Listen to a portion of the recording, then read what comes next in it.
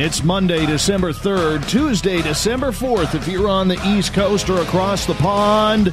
And this, my friends, is Spaced Out Radio. Hope you had a great day and night. I am your host, Dave Scott, broadcasting to you live from the Great White North on top of the snowy mountains of central British Columbia, right here at SOR headquarters. We welcome you nightly on the SOR Radio Network and Deep Talk Radio. If you want to listen to our archives, we have them free for you at youtube.com/Spaced Out Radio. Do old Davey the favor, hit that subscribe button. Our website is spacedoutradio.com, where we have a plethora of features for you. You could rock out to Bumblefoot soon, shop at our brand new Spaced Out Radio store, read up on Captain Shirk's SOR Newswire, and so much more. Tonight's show is brought to you by the YouTube channel Insuho. Sebastian Martin brings high-quality messages to the masses. Head to our website, click on the Insuho banner, and subscribe today. Tonight we have someone coming on that many of you have asked for, and someone who is synonymous with owls. Mike Clelland is best known for his investigation into the messengers and how owls somehow could be connected to ET contact and alien abduction.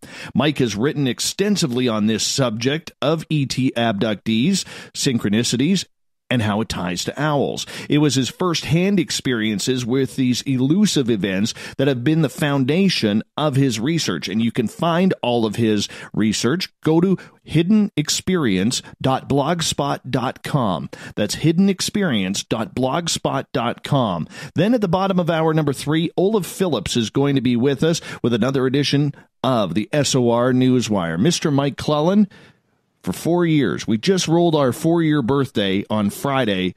You're our first guest entering year number 5 here, and I couldn't be more honored to have someone such as yourself to be on the air with us. Thank you so much.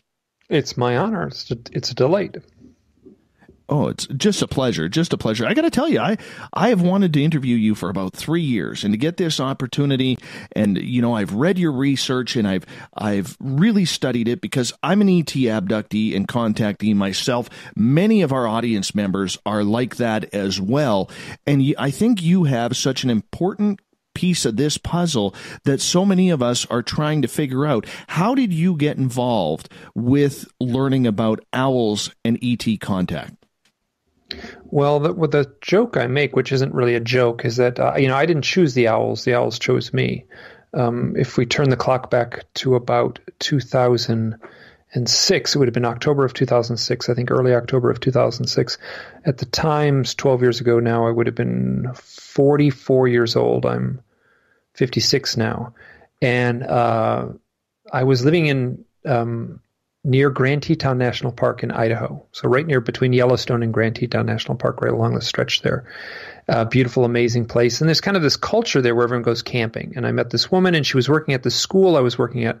And it was summertime, and the summer was ending. And I said, "Oh, you've been here all summer. You must have camped a lot." And she said, "Oh, no, didn't camp at all." And so I invited her out camping, which, anywhere else in the world would seem odd. But we went out for one night, and it was a beautiful night. And we didn't take any sleeping bags or anything like that. You might hear my cat in the background. I apologize right now. So she's kind of marching around.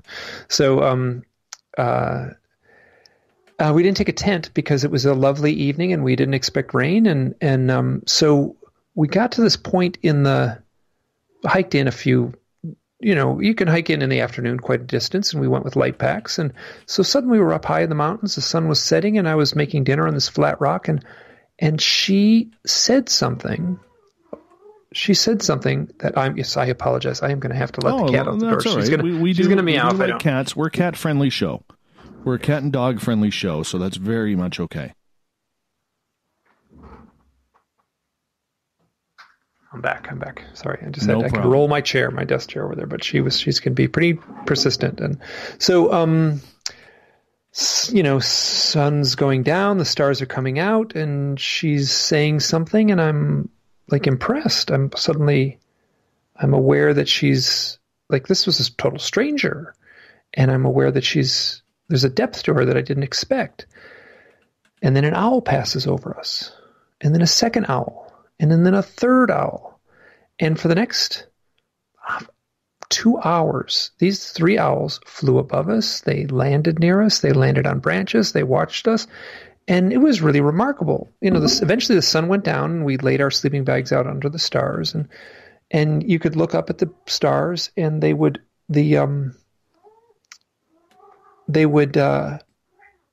owls would blot out the stars for just 1 second as they passed above us. It was really remarkable. And the next morning we talked about it and we were like, wow, that was pretty cool. And we ended up going out camping in a completely different spot of the mountains 4 days later. So same thing, one night. And on that night, hold on, I got to get I'll apologize. Come on, Kitty. All right. Sorry. Apparently the cat wants to be interviewed. Is the cat an ET abductee? Is that why the cat is trying to... I think she's completely perplexed that I'm sitting alone in a room talking to myself. So she doesn't quite understand what the microphone is. So we go camping again.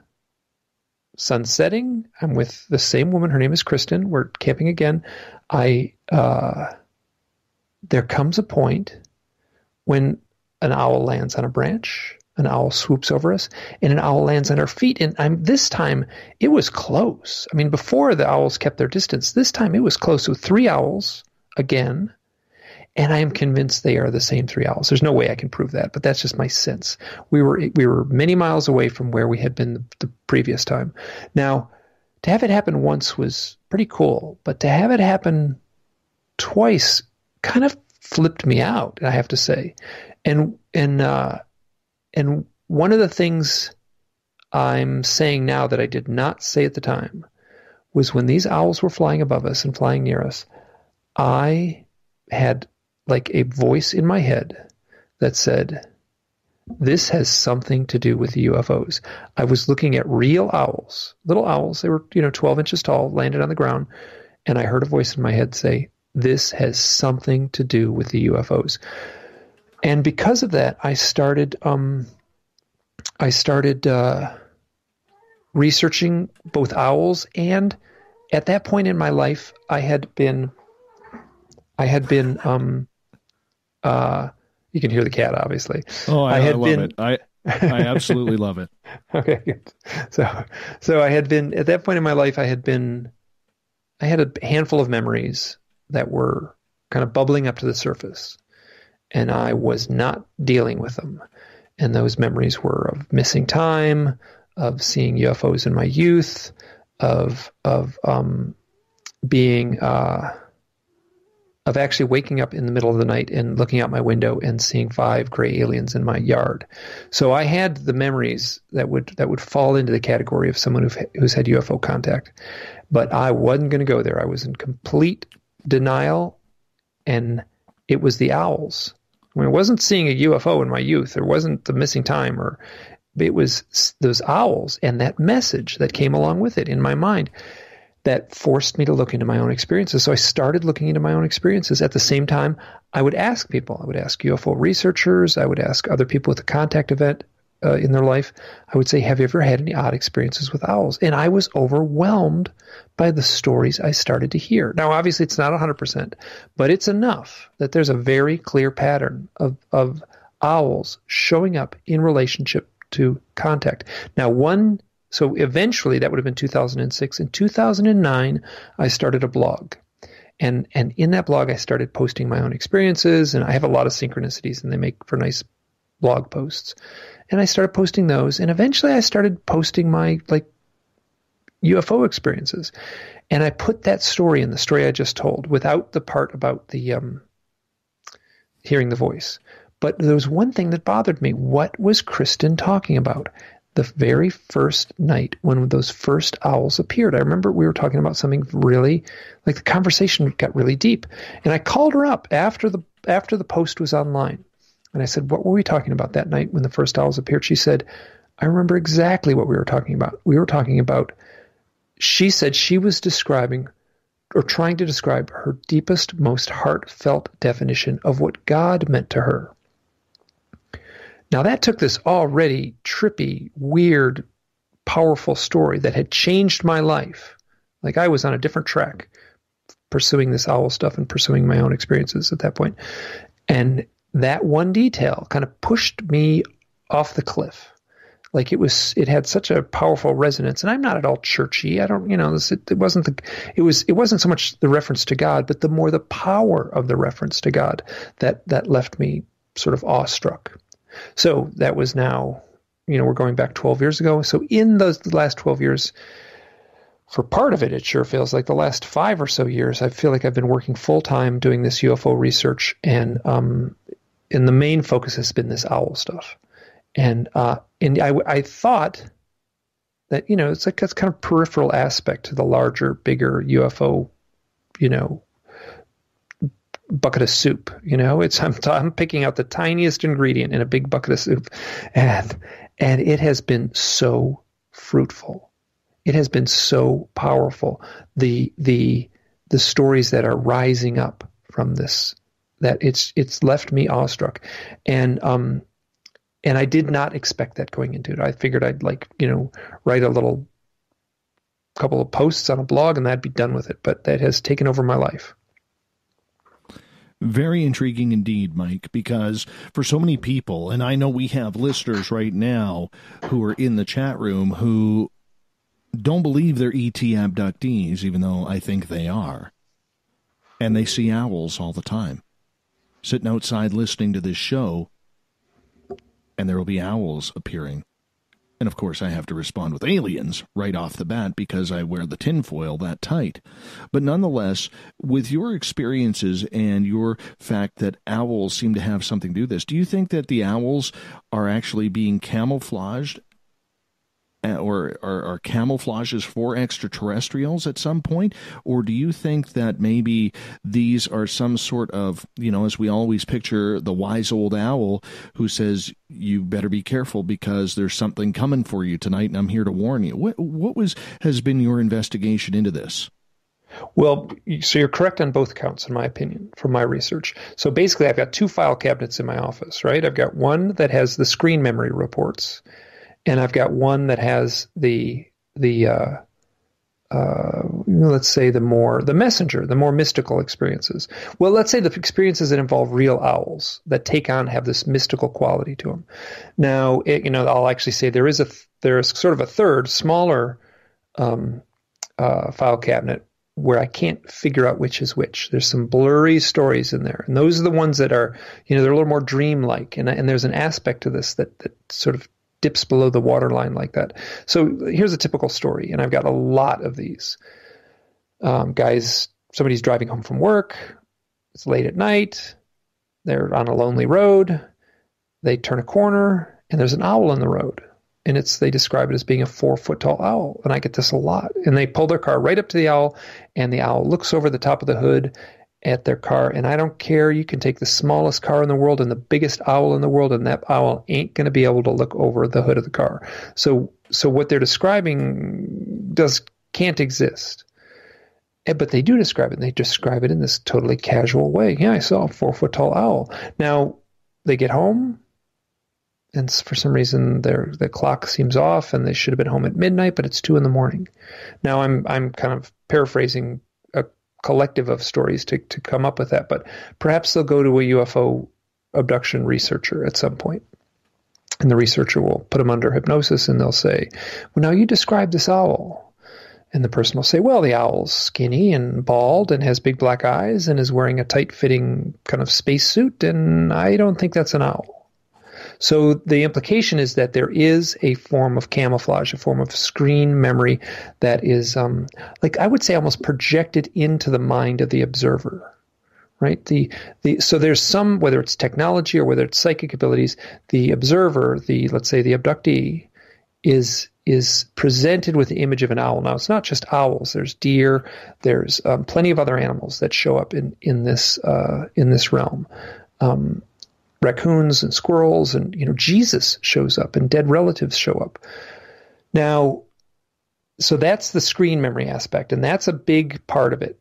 And But what interests me more are the people who are having real owl sightings. Now, I am absolutely convinced what I saw in the mountains with Kristen was not a screen memory. Those were real owls. They were owl-sized. They were flying around. They had landed on the ground right in front of us. There was no doubt in my mind that what I was seeing was a real owl. And the people I've talked to who have seen the screen memories always have kind of a, puzzled look on their face when they describe these owls, because something isn't right about them. Mm-hmm. It's funny because Joe in the chat room says if the owls are actually aliens projecting a screen memory at me, then it's working. Well, I've had people say, yes, if this was a screen memory, it was perfect. I've had people see small size owls in a very unusual situations. And they said, if that was a screen memory, it would have fooled anyone. So you get in this blurry thing. It was owl size, but this one fellow's experience, he's in the second book. His name is Alan Cavanis. He, that one experience with the owls linked into a set of other experiences that timed out where people were seeing UFOs that same night. He's a UFO investigator, and he found other witnesses that same exact night who had, one saw a close-up UFO or a UFO in the sky. It wasn't quite close-up, but a good sighting of a UFO, and another person saw a very unusual deer sighting that does not make sense. The deer was not behaving like a deer could behave. So this is what fascinates me more, in a way, is these outlying, puzzling, high strangeness cases. When you look into this with all sorts of wild animals, why do you think that there is such a projection of wild animals and extraterrestrials? Is it a fact of nature? Is there some sort of telekinesis going on between these wild creatures and extraterrestrials in order to try and humanize them a little bit, if we can say that? I think so. The implication is, you ask the UFO abduction researcher, why owls? Why are people seeing owls? And they'll say, well, the owls kind of look like aliens, right? They got the big black penetrating eyes. And, if you were to see an owl outside in your yard, right, it would be a little interesting and you'd take note of it, but you wouldn't freak out. Now, if you saw a gray alien standing in your yard, it would be a totally different story. So they're choosing the owl or they're choosing the deer simply not to scare or frighten the observer. Now, that very well may be so, but there's other reasons too. Anytime anyone says something very dogmatically, I automatically question it. So, if the owl is steeped in mythic lore, right, as is the deer, and even smaller, lesser animals like raccoons and foxes, those show up too. Those are also, there's mythic lore surrounding these animals too. Now, if they were to choose an animal for its mythic power, right? So if you take your UFO investigator hat off, right, because you're going to hit a dead end. Why owls? What are they doing?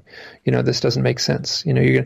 And you take your UFO investigator hat off and you put your shaman hat on, right? And so you look at this whole thing as if you were the elder shaman in the village. And then you have to say here's a totem animal. Here's a spirit animal. Here's a symbol, what's the meaning of the owl? You said earlier, wake up, watch out, something's coming. The owl is the totem of the initiation of the shaman. The owl is in my opinion, is the totem of the transformational experience, because that seems to be what plays out with these owl stories. People are transformed. I mean, you can have a powerful UFO experience and you will not be the same after that. And you see, I feel kind of ripped off here, Mike, because I don't get the owls. I don't get deer. Well, they are in my backyard, but they're wandering all over my area. The odd fox is as well, because I live in the middle of nowhere. But it's weird because when I know I'm going to have ET contact or something going to happen, it's weird how they put these symbols in your head, because for me, do you remember on Pink Floyd's The Wall where they have is there anybody out there? Sure. Oh, yeah. I get that playing in my head and it won't leave. How interesting. And then all of a sudden it's like, is there anybody out there? And I'm like, oh, God, here they come tonight. And that's how I know. So could it be that people want to see owls rather than to be freaked out about something? Because, like, I'm a giant, Pink Floyd, I would say, is my second or third favorite band in the world. And that song just resonates with me when it comes to ETs. Like, I vibrate off of it. It's very strange. So I'm just wondering, are people maybe resonating with these Woodland type creatures a little bit more because they seem so esoteric and beautiful?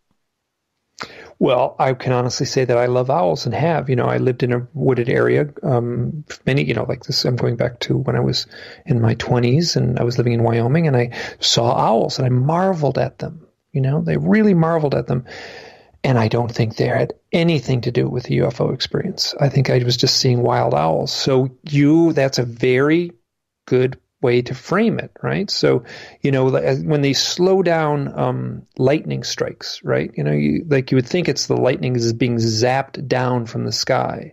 But what actually happens is it zaps down from the sky when they show this very, very slow motion footage, and it's zapping up from the ground at the same time. So the two things are meeting in the middle, and maybe that's a little more what's happening. So that what you just said is a completely viable avenue of thought, of avenue of research for this kind of thing. Very interesting indeed. We got about 1 minute here before we got to go to our break at the bottom of the hour. Mike Clelland is with us. The Messengers is the saying. Does everybody see some sort of wildlife as a premonition to ET contact? Out of all the studies that you have done on ET contact, what would you say is the percentage of people seeing owls or some other woodland type creature?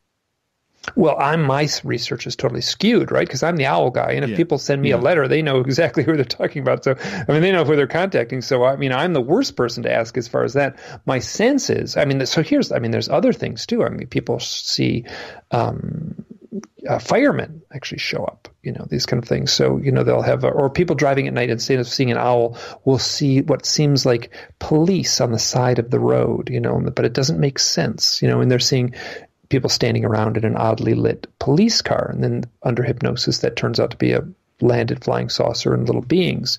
So as far as a premonition beforehand, I've heard many people describe not so much an animal, but a bass tone, right? So the bass tone that actually vibrates in your heart, right? And when you stand next to the big stack of speakers, you're hearing the bass, but you feel it vibrate in your inner body. Right. That seems to be, if anything, and I'm just going off the cuff here without looking at any, it's not like I'm researching my files.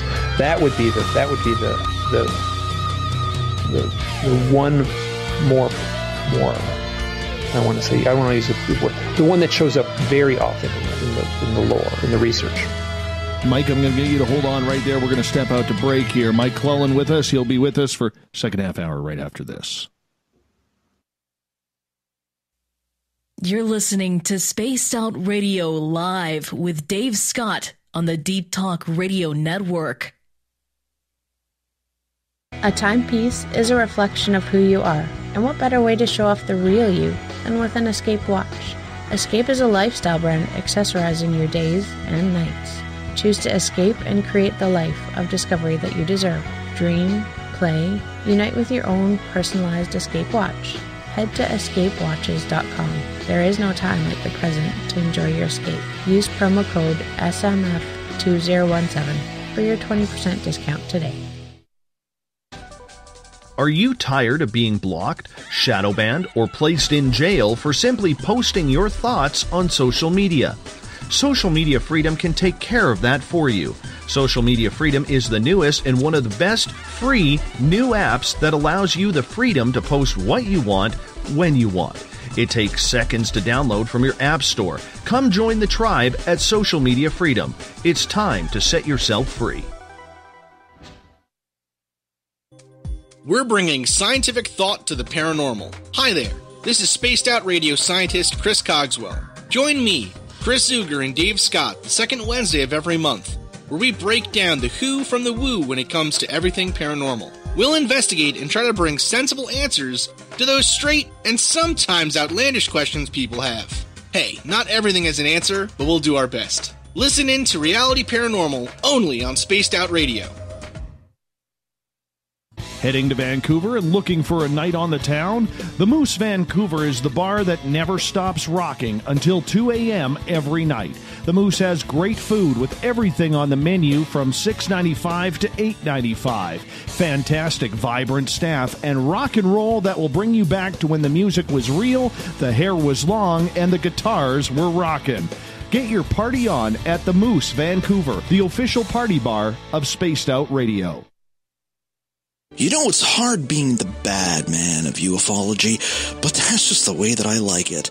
This is Chris George Zuger, and I'll be hanging out with Dave Scott and SOR scientist Chris Cogswell for Reality Paranormal, the second Wednesday of every month. And our job is to break it down and come to conclusions as to what is really going on in the supernatural world. I'd love for you to join us right here on Spaced Out Radio.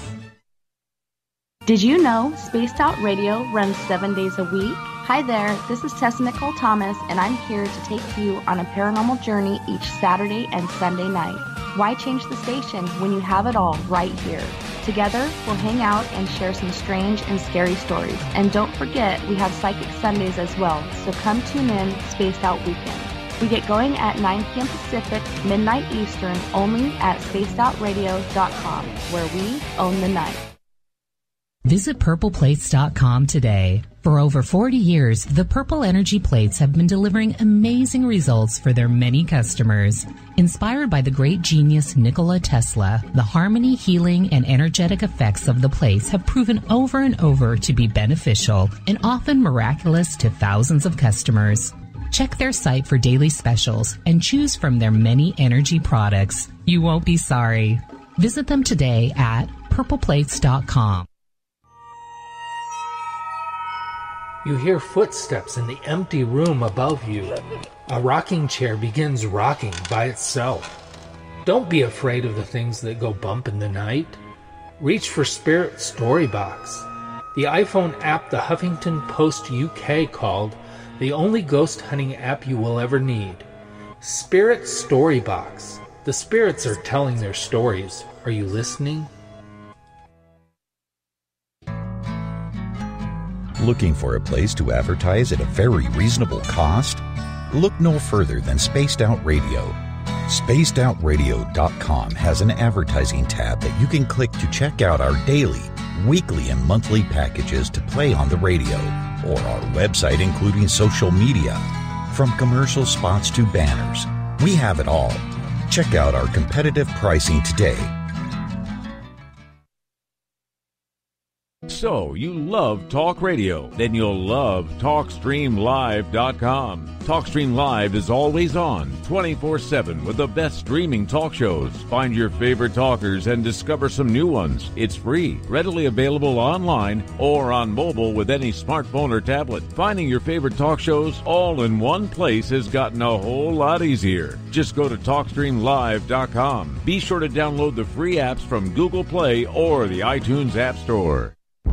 Are you intrigued by Paranormal Talk Radio? You'll love the new Paranormal Radio app from TalkStream Live. You'll find a great selection of talk shows covering UFOs, ghosts, strange phenomena, and much more.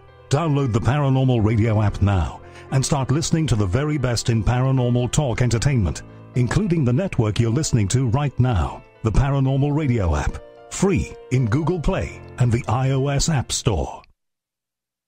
Hi there, this is Geraldine Orozco from San Francisco's Bay Area Meditation.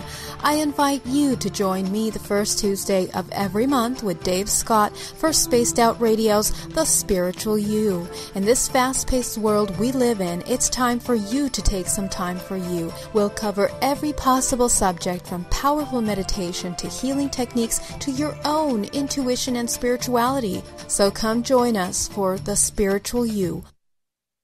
Coming soon to our website, spacedoutradio.com, is the SOR Space Travelers Club. For just $5 a month, you can get into a private area on our site where you can hang with other listeners in our chat room, post in our forum, and check out a bunch of exclusive content and store that won't be found anywhere else, including a nightly after-show party with Dave.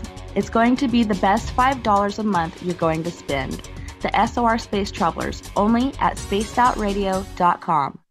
Hello, this is your guitar man, Ron Bumblefoot Thal, and I have to tell you, I love the response I get for Little Brother is Watching from Spaced Out Radio fans. It's amazing how music can inspire and make people think deeper about what's going on in the supernatural world.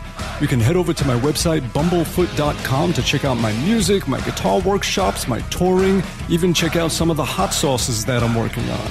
And make sure you keep on listening, because with Spaced Out Radio, you know Little Brother is watching.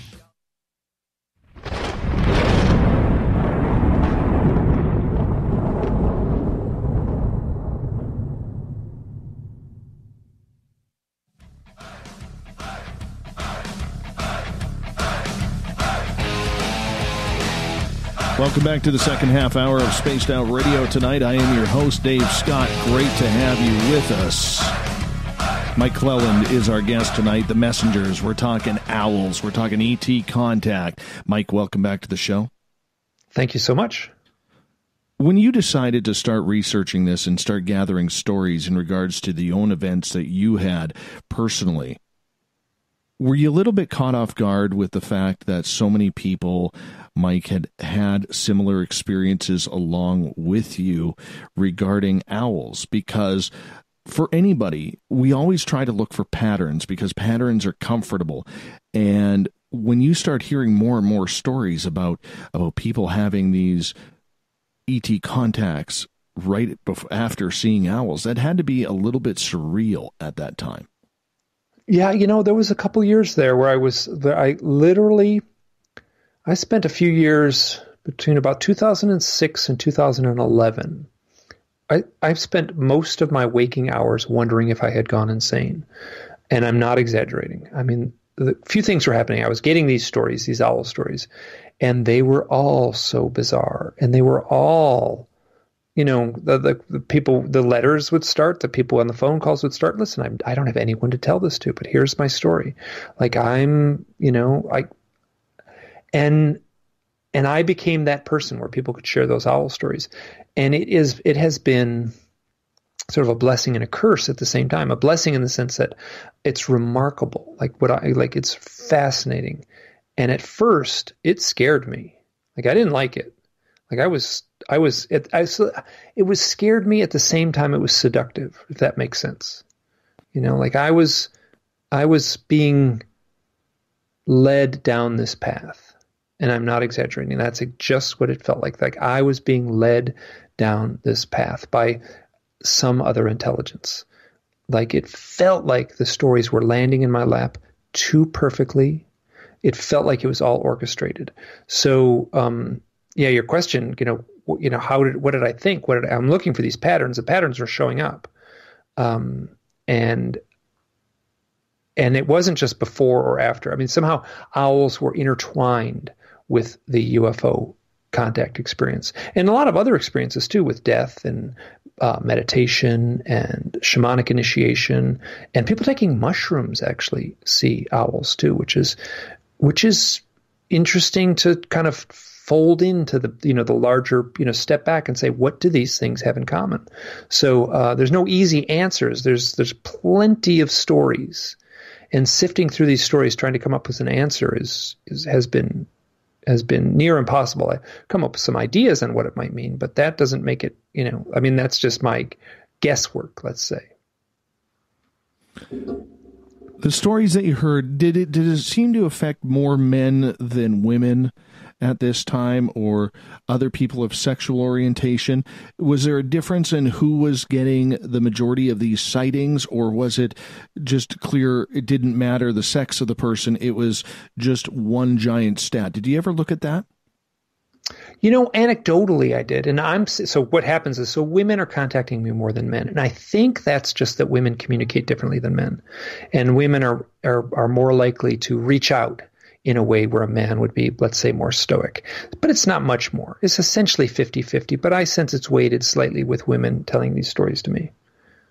So, is it because, and then as far as, black folks, gay folks, people from Norway, I mean, it's sprinkled pretty evenly all around. So there's not much pattern I can come up with there. So in regards to the fact that you seem to have more women contacting you regarding this, or you think it's because women are more inquisitive and men still have that chip on their shoulder that we don't want to believe this is happening and we're tough guys, we shouldn't be able to or have to talk to somebody about this? Do you think it's that old stigma? To a small degree. Most of the people that contact me aren't tough guys. I mean, most of them are pretty, by the time they contact me, they're kind of like 2 steps down this, I almost want to say the path to spiritual awakening, so it's a remarkable, sensitive, thoughtful crew of folks that are having these experiences. One of the things that I write down on a piece of paper is, like I'll talk to folks on the phone and I just, have a little thing, I have like ask the questions, like how old are you? When did it happen? These kind of very straight things. And one of the things I just put right on the paper is Reiki healing. I just write it down and like somewhere in the conversation, hey, so what do you do for work? And it's not 100%, but it is a strange statistic where people say, well, I'm a Reiki healer. I do Reiki healing work. And if they don't do Reiki healing work, they do other hands-on work. So hands-on healing work. That one baffles me. So that's the people who are having these experiences. Right. What about age? Is it younger people, more, 20s to 30s, 40s to 50s, 60s, or is it a vast range? It's a vast range. I think it's a little weighted. I'm 56 years old. Strangely enough, it just seems to be kind of weighted just around my age, So I'm meeting people within 10 years or so of my age, mostly. Though I'm certainly getting, high school kids have contacted me with their stories too. So, and parents have contacted me with their children telling stories. Like, I'm worried about my child. He's telling this story. So owls coming in the room at night, basically. So what is the average experience that people are saying when they go to bed at night and all of a sudden they start dreaming of owls or seeing owls at the window? Could you give us 1 or 2 examples of this? Oh, my word, I can give you 50,000. That's a little exaggeration, but we'll be here if your show's not long enough to give you all the examples I could give. So here's a total, this is one of the very first ones I heard. Fellow is camping at night. He's camping out, and he's got a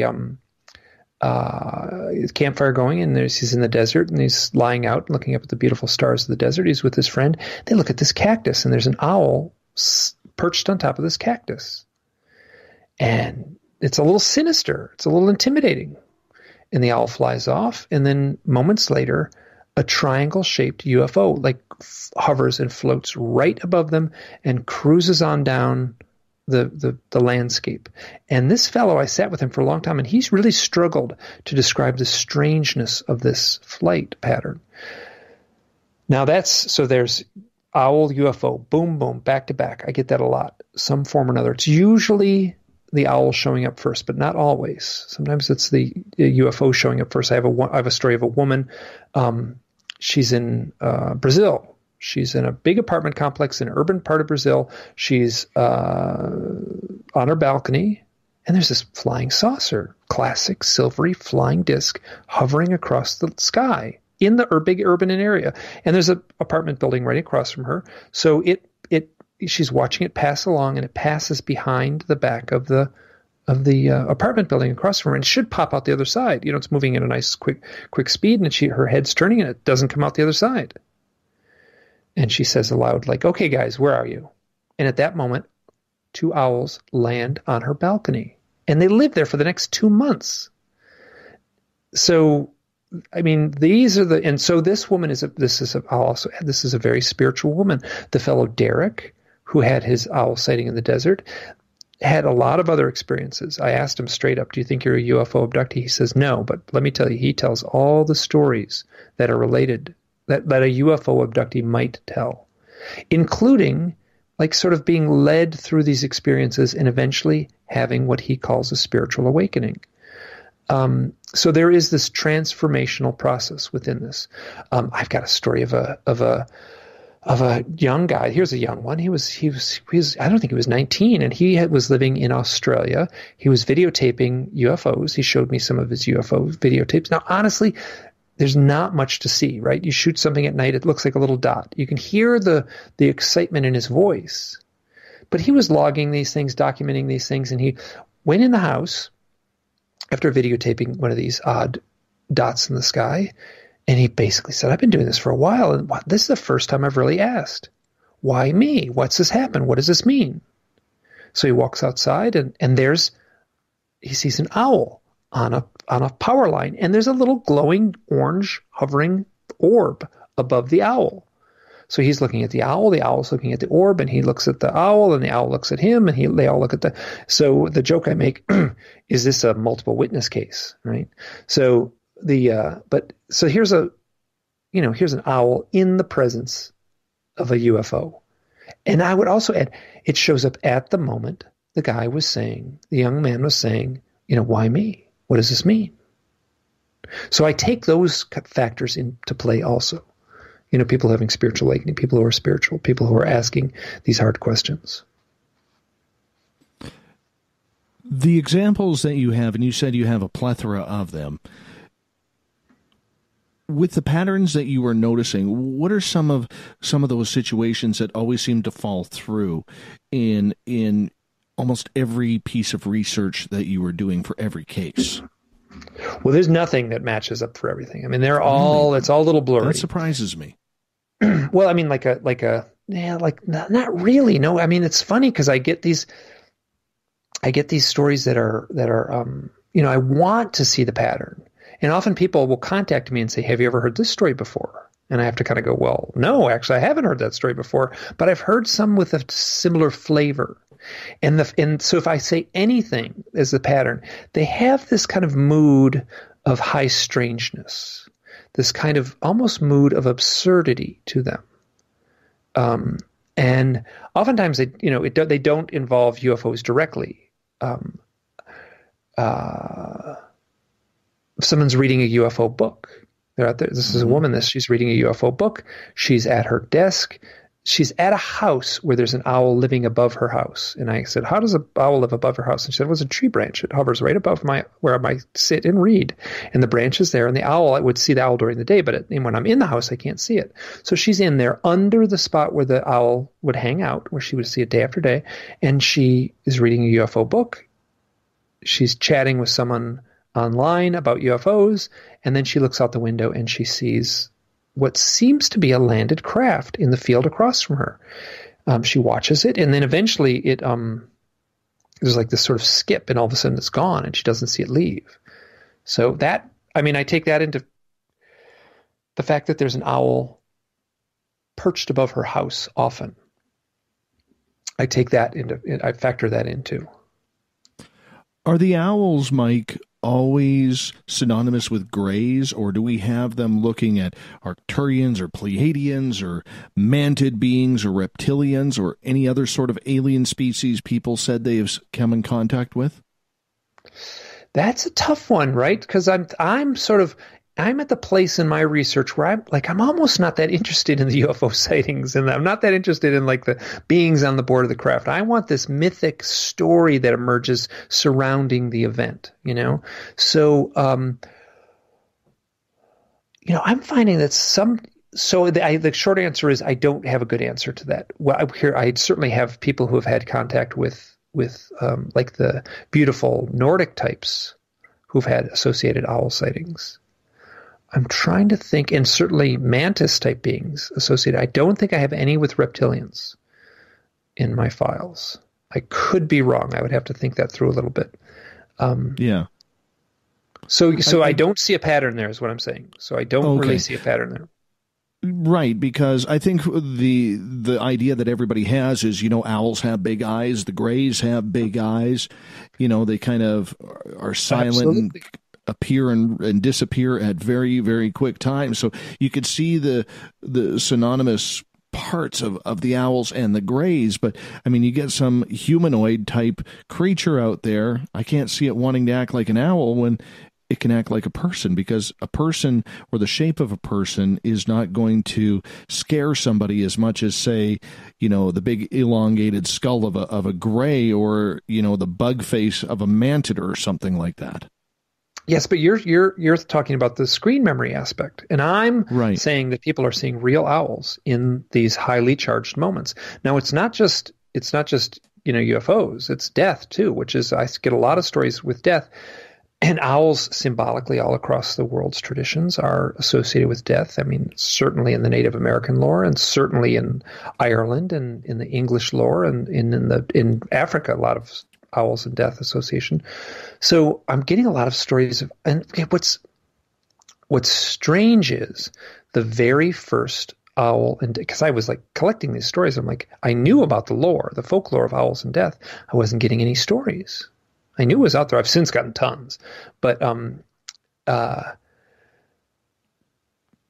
the first story I got was this man who said, my wife's my wife's father died, and he was at the farm. This is in Minnesota, and we were at the hospice care unit, and he died. And then we had to go home and get some stuff, including some nice clothes to interact with they were preparing the funeral and everything like that. So they were at the hospice care place.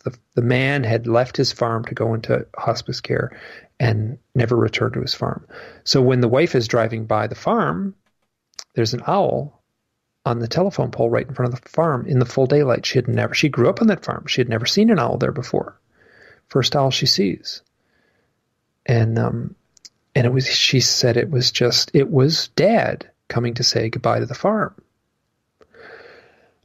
And that's this type of story. Now I pressed a little further, and the guy was like, "Oh, wait a minute, you do UFO research too? I thought you were just collecting odd owl stories." Because my wife, who has since passed, my wife would channel the Ashtar command, which is right in the fringiest end of the spectrum of UFO research, channeling the Ashtar command.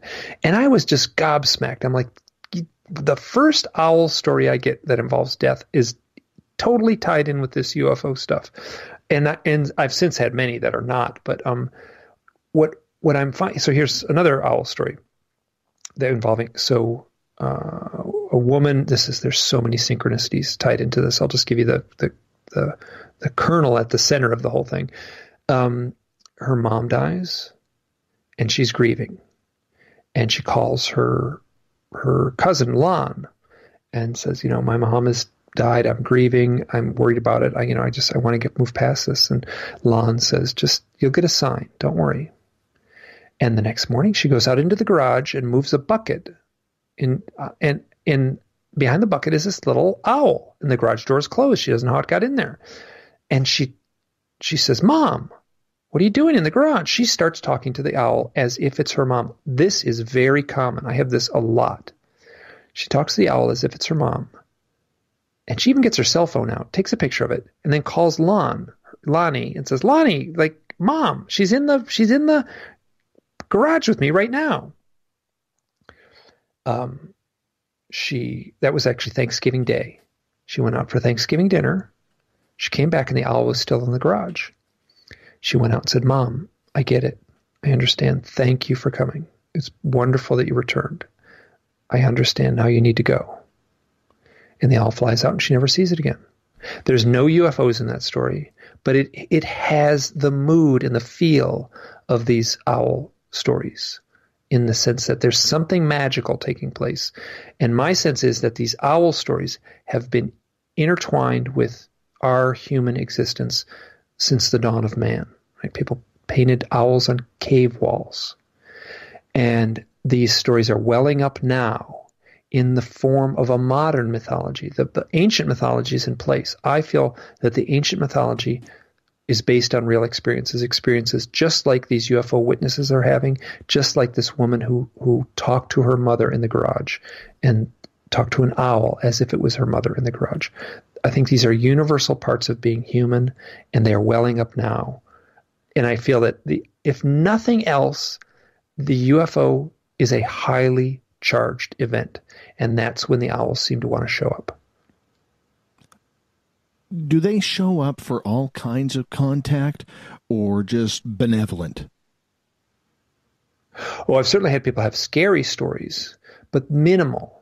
Okay, so the lore of the owl is, the owl shows up at Halloween, right? The owl is a spooky thing. The owl is, if you want to, it's right in our psyche, right? So if you're producing a movie and you want little kids are walking through the woods at night and you want it to be spooky, all you have to do is put the sound effect of the hooting owl, and it becomes spooky right in that moment. So the owls are like embedded into our archetypal deepest place as the spooky sound effect, if nothing, so after completing the books, there's some scary stuff in some of the stories, but for the most part, the story that emerges is somehow benevolent, somehow benign, and somehow life affirming.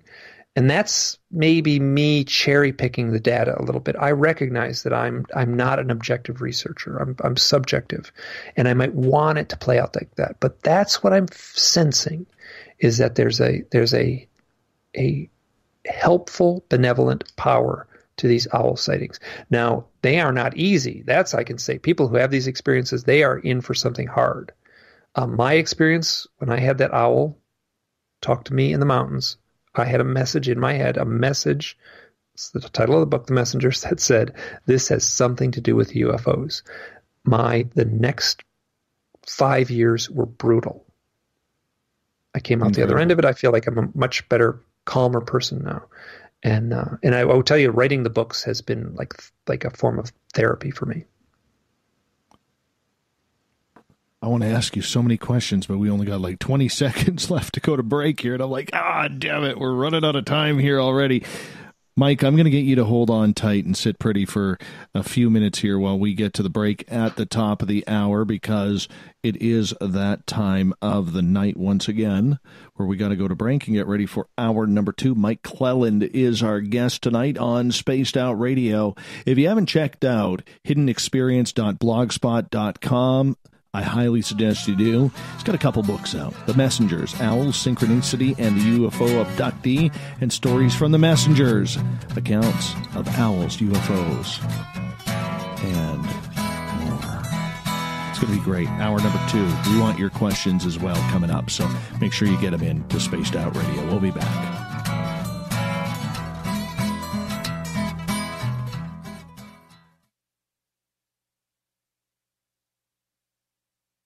Every night on Spaced Out Radio, we have places for you to hang out. Hi, this is Carl. Join our SOR Space Travelers group on Facebook for live chat. On Twitter, using hashtag Spaced Out Radio. You can also join us in our Spreaker chat room. Check us out on Instagram at Dave Scott SOR. All of our archives are free on YouTube at Spaced Out Radio.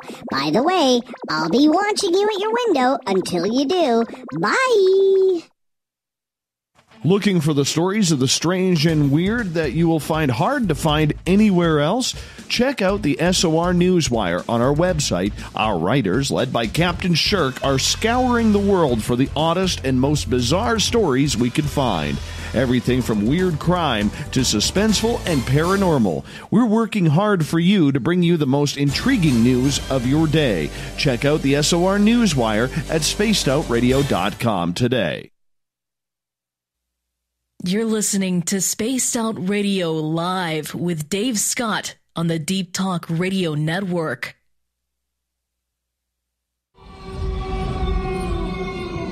Hey, this is Canadian Paranormal Investigator Mike Moore. The third Wednesday of every month, I'll be teaming up with Dave Scott to bring you Ghosts of the Great White North. Each month, we will bring on guests from across Canada to discuss their ghostly encounters. Canada is a paranormal hotbed with stories you've never heard, so we're going to bring them to you. So get comfy on your Chesterfield, grab a donut, and join us, eh? So, you love talk radio? Then you'll love TalkStreamLive.com. TalkStream Live is always on, 24/7, with the best streaming talk shows. Find your favorite talkers and discover some new ones. It's free, readily available online or on mobile with any smartphone or tablet. Finding your favorite talk shows all in one place has gotten a whole lot easier. Just go to TalkStreamLive.com. Be sure to download the free apps from Google Play or the iTunes App Store. Get your horns up with me on Spaced Out Radio. This is Ron Bumblefoot THAL. Come tune in to SOR where you can hear me rock out with Little Brother is Watching, the official theme song of Spaced Out Radio. And then come on over to bumblefoot.com where you can find out about my tour schedule, my music, and everything else. Bumblefoot.com keeps you up to date on what I'm doing and the best way to stay in touch with my music and music camps. Sign up for my newsletter at bumblefoot.com and remember, Little Brother is watching. You know, it's hard being the bad man of ufology, but that's just the way that I like it. This is Chris George Zuger, and I'll be hanging out with Dave Scott and SOR scientist Chris Cogswell for Reality Paranormal, the second Wednesday of every month. And our job is to break it down and come to conclusions as to what is really going on in the supernatural world. I'd love for you to join us right here on Spaced Out Radio. On the first Tuesday of every month, I encourage you to come along for a journey with me, Geraldine Orozco, on The Spiritual You. Together, we will take a look at how to access the highest expression of yourself and change your life. Consciousness, ET contact, health, and wellness, we can talk about it all. So come along for a spiritual ride with me, Geraldine Orozco, on The Spiritual You, only on Spaced Out Radio. You hear footsteps in the empty room above you. A rocking chair begins rocking by itself. Don't be afraid of the things that go bump in the night. Reach for Spirit Storybox, the iPhone app the Huffington Post UK called the only ghost hunting app you will ever need. Spirit Storybox. The spirits are telling their stories. Are you listening? We are getting ready to relaunch the SOR Space Travelers Club at spacedoutradio.com. For $5 a month, you can join us for a plethora of features found nowhere else. Hang out in a private chat room during the show and after party. You can check out some exclusive content and a store specifically for you, as well as a private listener forum where you can post your thoughts, stories, and pictures. The SOR Space Travelers Club, coming soon to spacedoutradio.com. Visit purpleplates.com today. For over 40 years, the Purple Energy Plates have been delivering amazing results for their many customers. Inspired by the great genius Nikola Tesla, the harmony, healing, and energetic effects of the plates have proven over and over to be beneficial and often miraculous to thousands of customers. Check their site for daily specials and choose from their many energy products. You won't be sorry. Visit them today at purpleplates.com. Do you want to know what's really going on in your world? Do you have questions about who you can trust in the mainstream media? Then look no further than the Rebel Planet. Come get the straight answers right here at spacedoutradio.com. Join me, Jamie Sexton, creator of Rebel Planet News, as I fill you in on the stories behind the stories. All you truth seekers, be sure to tune in to Rebel Planet on spacedoutradio.com the third Thursday of every month. The freedom to post what you want, when you want. That's the social media freedom you need. Social Media Freedom is the free app in your app store. No need to worry about going to jail or being shadow banned any longer. It's the freedom to say what you feel. The freedom to know Big Brother isn't watching. It's the way social media is supposed to be. Social Media Freedom. It's time to set yourself free. Download from your app store today. The Call of the Wild is in Vancouver. The Moose Vancouver is one of the hottest bars and restaurants in the city. Open until 2 a.m. nightly, the Moose will rock you like a hurricane all night long. Great food with everything on the menu at $6.95 near the corner of Nelson and Granville. Get your horns up and come rock with us. The Moose Vancouver, the official rocking bar of Spaced Out Radio.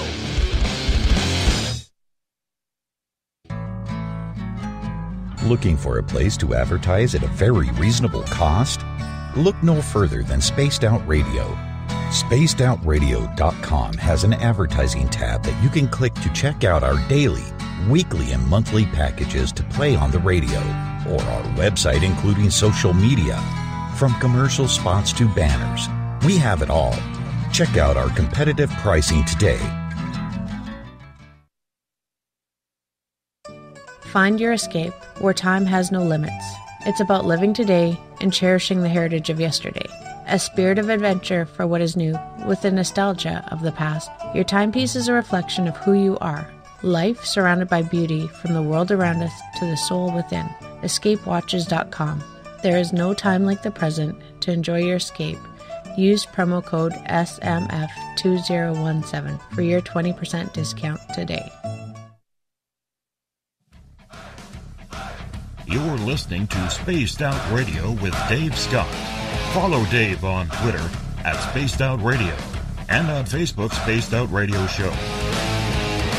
Welcome back to hour number 2 of Spaced Out Radio tonight. I am your host, Dave Scott. Thank you so much for being with us. Tomorrow night on the show, Tessa Nicole Thomas, or that's a weekend. Geraldine Orozco is back with us with The Spiritual You as we get into everything esoteric, Zen and Chi. We get going at 9:06 Pacific, 12:06 a.m. Eastern at spacedoutradio.com. Hi to everyone listening in on the SOR Radio Network and Deep Talk Radio. Remember, all of our archives are free at youtube.com/spacedoutradio. Do old Davey the favor, hit that subscribe button. Bill Cardwell has set the password for tonight in the SOR Space Travelers Club. Skiing is your password. Make sure you use it wisely, Space Travelers, as Bill sets the password each and every night, right here on the mighty SOR. Our website is spacedoutradio.com, where we have a plethora of features for you.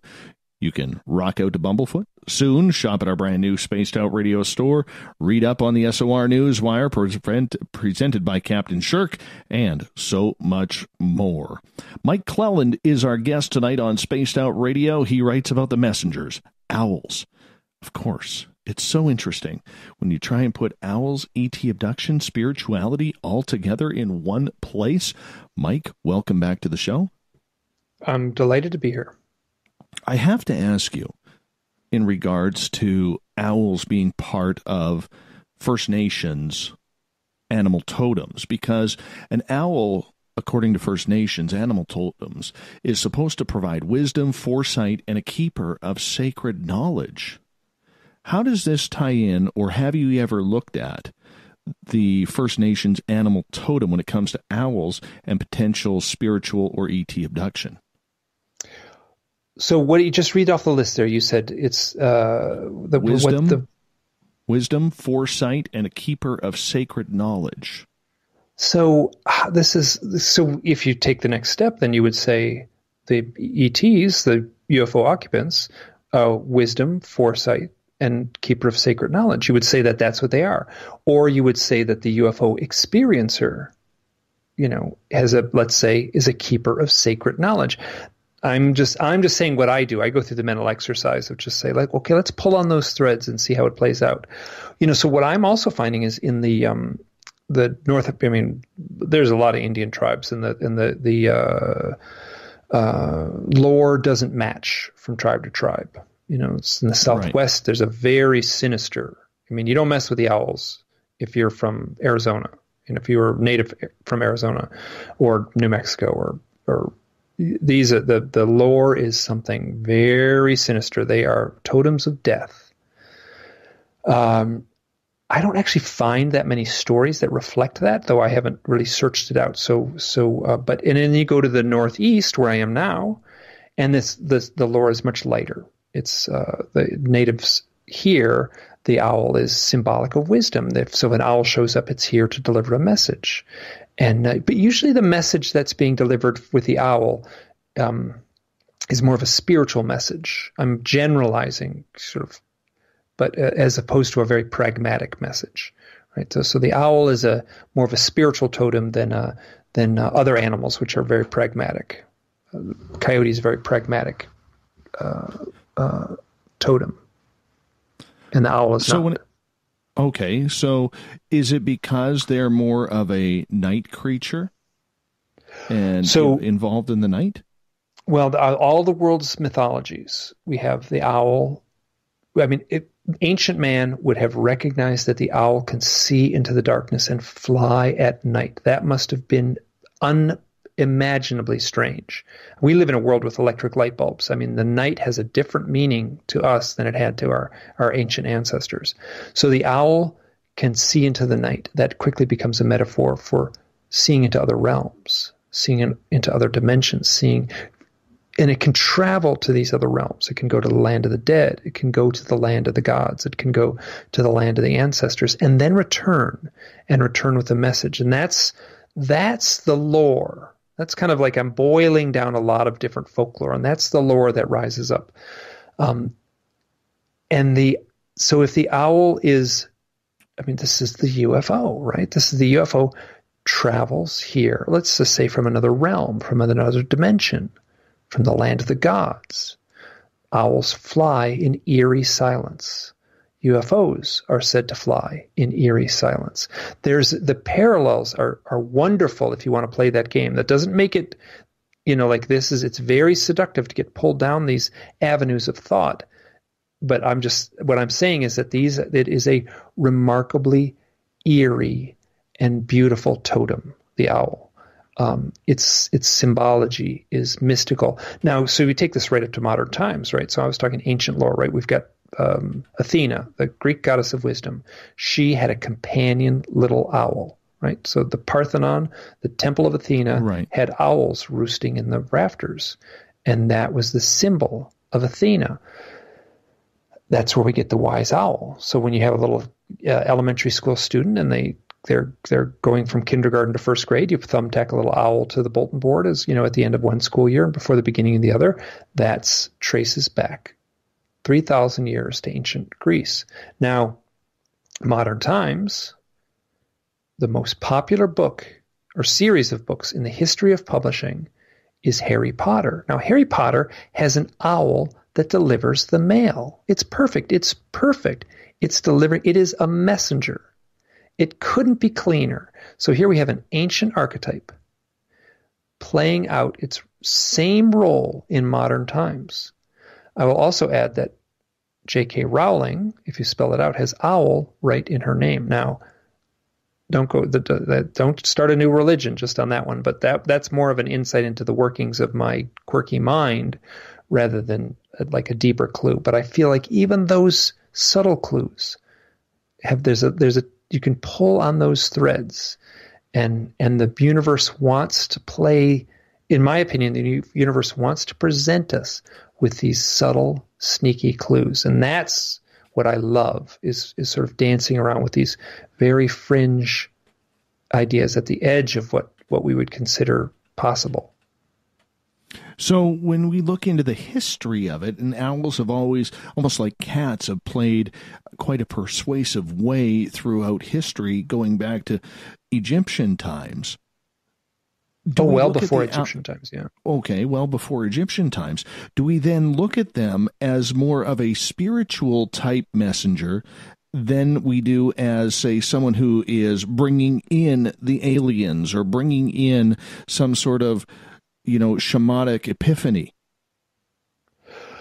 A messenger's a messenger, right? I mean, so that's the totem, right? That's where deciphering this stuff becomes a full-time job in a way, because you're getting these two.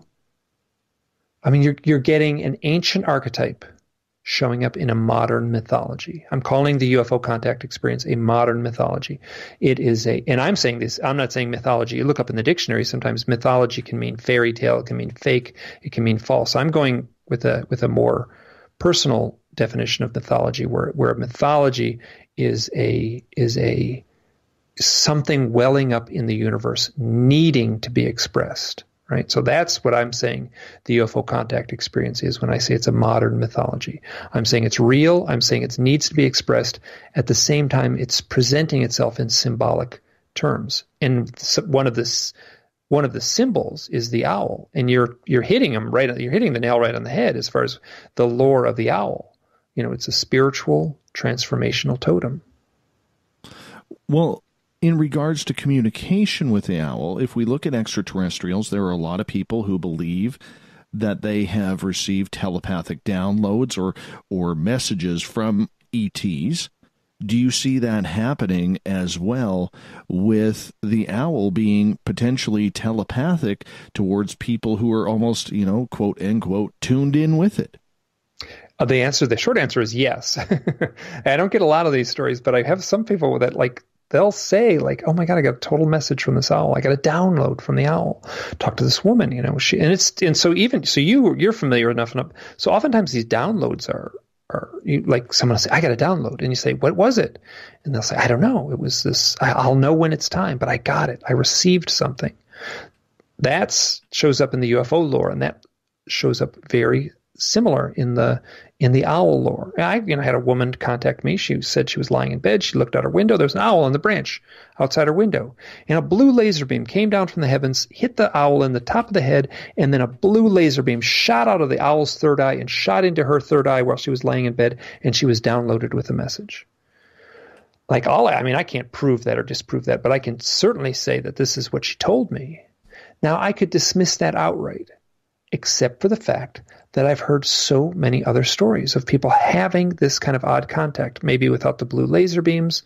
My partner, Andrea, we were at our house. She pulls in. It's a winter day. It's the one day when the parking spot where she usually parks in front of the house there was another car there. So she parked in a different spot. She's facing the woods. She gets on her phone. Mike, come out here right now. There's an owl in the tree. I run out there with a camera. I'm taking pictures of this owl. I'm tall. Andrea's shorter than me. I'm taking right over her head. Beautiful barred owl in a branch right across from us.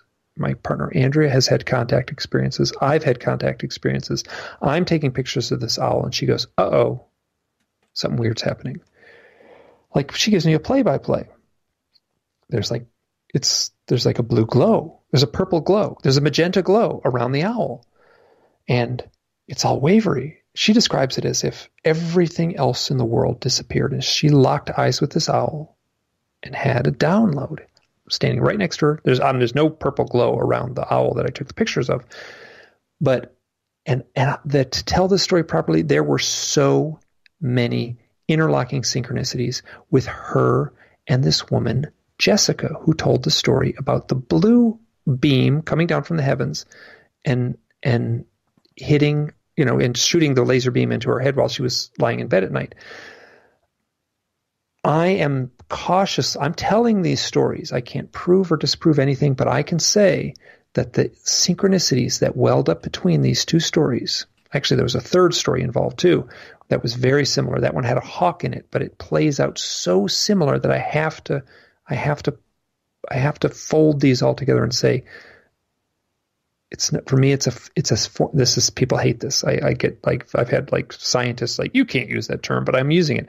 For me, it is a form of subtle confirmation that there's something happening here, something powerful happening here. These interconnected synchronicities. Couple questions from Andrew in the chat room on Twitter at #SpacedOutRadio.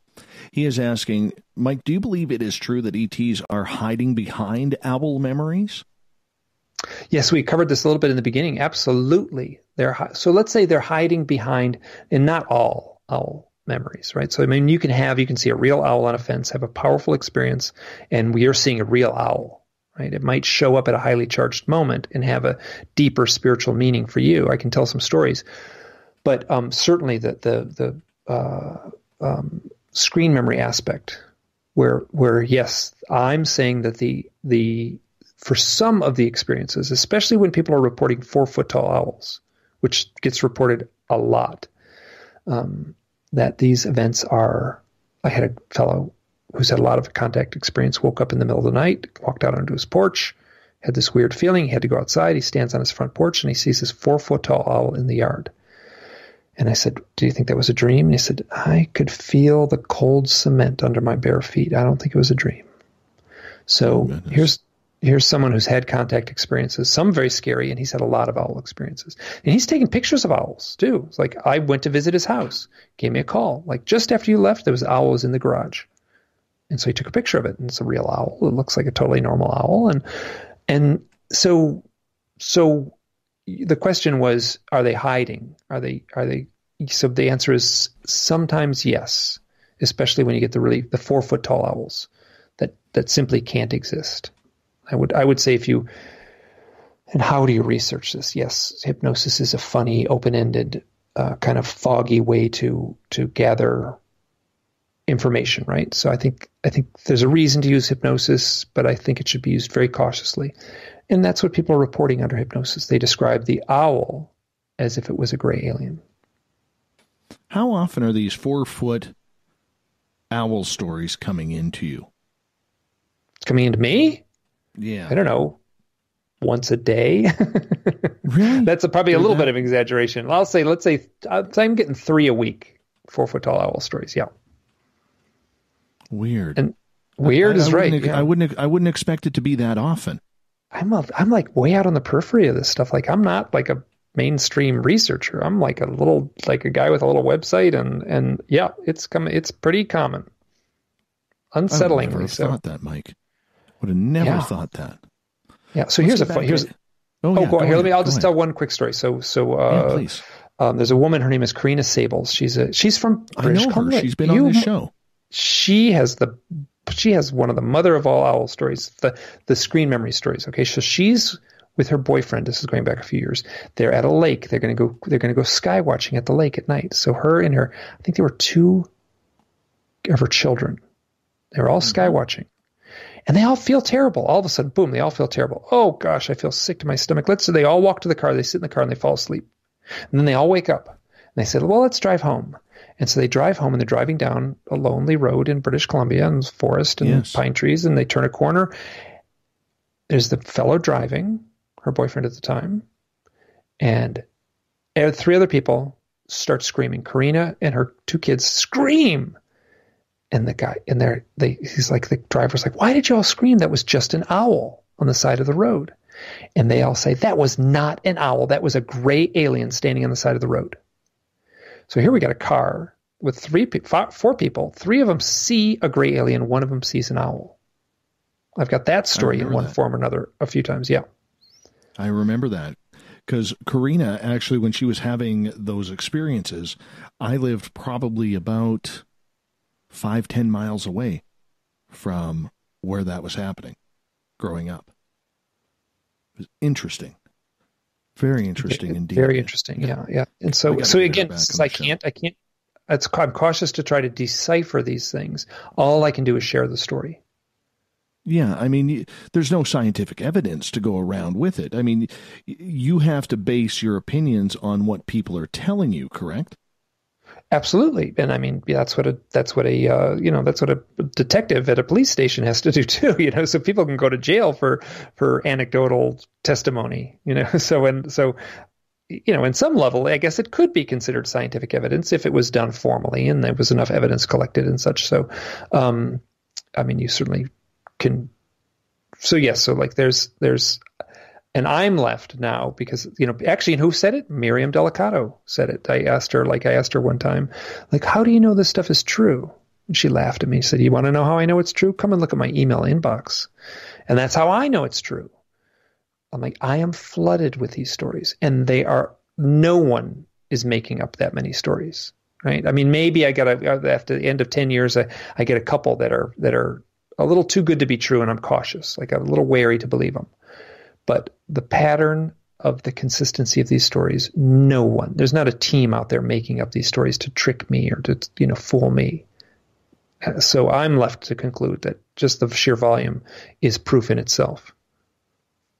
Another question from Andrew on Twitter. He says, some people call certain members of NASA the owls, meaning they hide the truth because this group wants to control the information of our true human past, which has been discovered in the solar system. Have you heard about this idea in your research? Well, I certainly know there was something called the Aviary, which was a collection of scientists, and some of them have come forward, and people have kind of figured out some of the people involved, and one of them was an owl, was called the owl, and the other one was called the hawk and the eagle and such. So, now, so I'm like sometimes. For instance, the Bohemian Grove has an owl as its symbol. Like, it might be a sinister organization. You could certainly make that argument. It's totally secret. So it's all guesswork. So from the outside, you could perceive it as a sinister organization. It's got owls all over its headquarters. It's a building right in downtown San Francisco. The Bohemian Grove Men's Club. It's got an owls right on the door when you walk in. Now, that all traces back to Athena, the Greek goddess of wisdom. So if you're going to have an elite men's group, you might as well have the symbol of wisdom as your logo, basically. So I don't think the owl is necessarily sinister there. The group may be sinister. They just chose that logo because it works for their agenda, let's say. All right, let's get to another question. This one from Joe, who is asking, Mike, have you seen the movie The Fourth Kind about owls and aliens, and what's your thoughts about that? So yes, I get this question all the time. Now, The Fourth Kind, which came out in 2009, it purported to be based on a true event, a true set of events in Alaska. It's since come out that that was a publicity stunt. Now, I love spooky movies, and I'm all for showbiz, and I think you are totally allowed, and more power to you for a stunt, a publicity stunt like that. It worked. It was great. You're allowed to, you do a grade B horror movie, you're allowed to pull someone's leg like that. The premise of the film was people were coming to a psychologist in a small Alaskan town, and they're all telling the same story. They would say, I saw an owl out my window last night. And then they would freak out. They'd go into hypnosis, and they would get so scared and scream. And it was tremendously dramatic. My sense is that the scriptwriters of that movie simply thumbed through some books. Now, long before I had anything to do with owls, Whitley Strieber had written a book called Communion, and on page 27, I've footnoted the same thing so many times, on page 27 of Communion, there was a scene where Whitley is in his cabin, and he wakes up, and it's the night of Christmas Day. So it's the 25th. It would actually be early morning of the 26th. And in 1985, and he sees an owl outside his window. And then he has this experience that we now come to call UFO abduction. He doesn't call it that. That's kind of the pop culture term. And he was very frightened. And he's told his wife, I saw an owl. I think there was an owl out the window. And they went, and there had been fresh snow. And there was no place for the owl to stand except for in this fresh snow, and it hadn't snowed for a few days, but the snow is untouched. And he said if there was an owl out that window, it would have had to have left tracks. And he said, like, his heart sank when he saw there was no owl footprints out there, because he remembers seeing an owl. So here's this, again, what we would call screen memory, right? So he sees something. There's no evidence of it being there. There should be. What I'm saying is that the scriptwriters for the movie The Fourth Kind had that book in their room when they were writing the script, and they went, "Hey, owls, right on, let's use this." And right in the book, right in the book Communion, Whitley Strieber talks about how UFO abduction researchers are finding these owls showing up symbolically at points just before contact. So I didn't discover this pattern. No, but you took it the next step that it needed to go, which is not a bad thing whatsoever. Mike, I'm going to get you to hold on here because we're going to go to break here at the bottom of the hour. Mike Clelland is our guest tonight on Spaced Out Radio. Owls, the Messengers. You can go to his website, hiddenexperience.blogspot.com. Get the books, order them up. This is good reads, people. You want to hear this and read this in case you have experiences with owls. We'll be back with more right after this on Spaced Out Radio.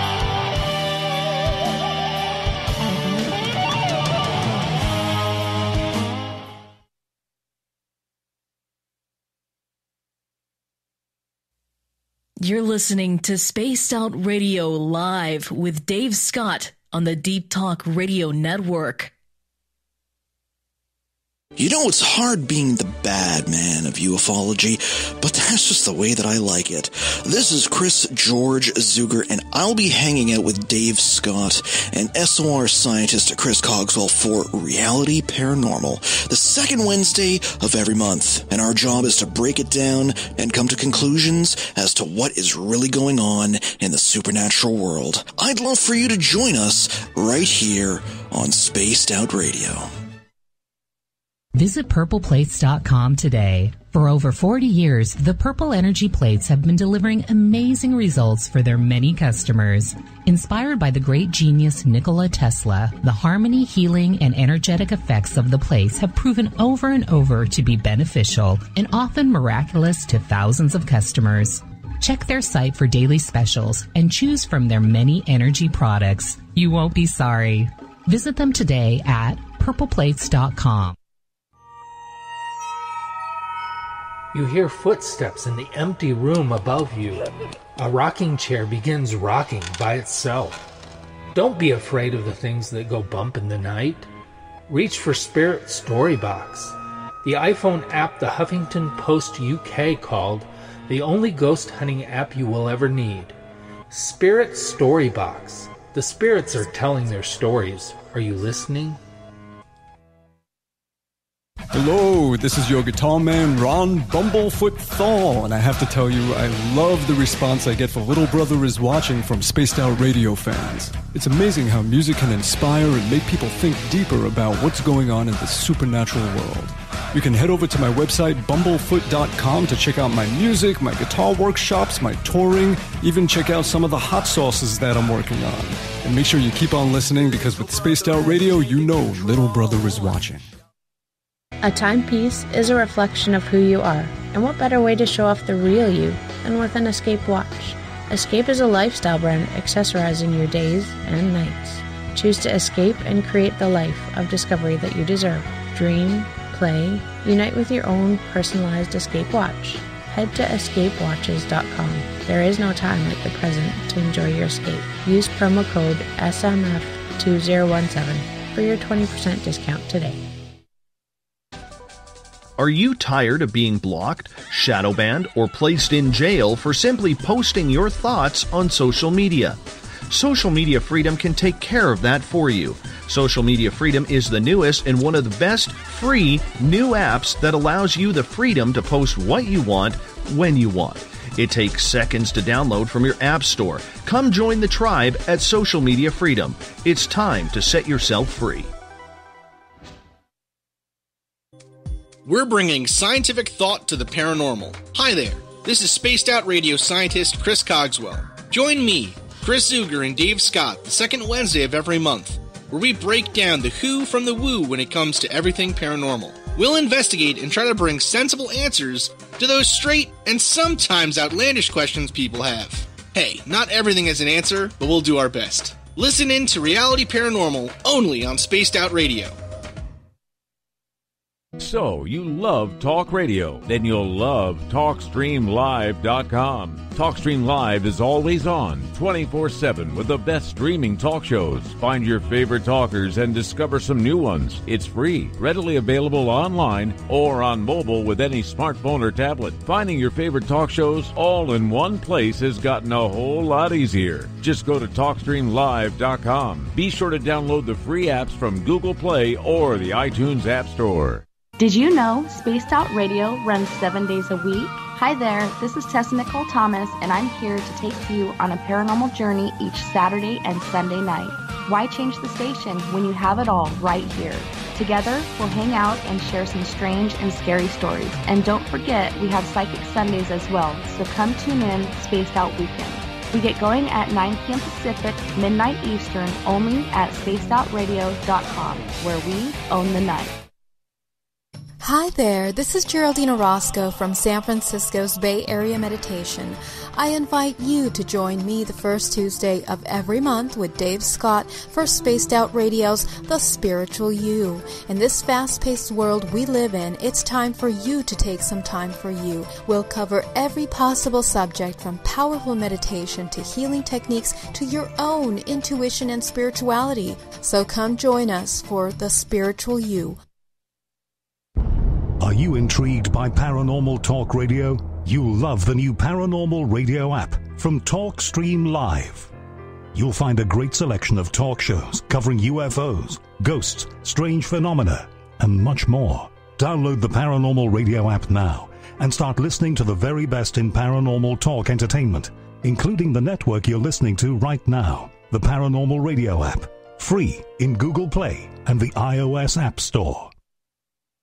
Heading to Vancouver and looking for a night on the town? The Moose Vancouver is the bar that never stops rocking until 2 a.m. every night. The Moose has great food with everything on the menu from $6.95 to $8.95. Fantastic, vibrant staff and rock and roll that will bring you back to when the music was real, the hair was long, and the guitars were rocking. Get your party on at the Moose Vancouver, the official party bar of Spaced Out Radio.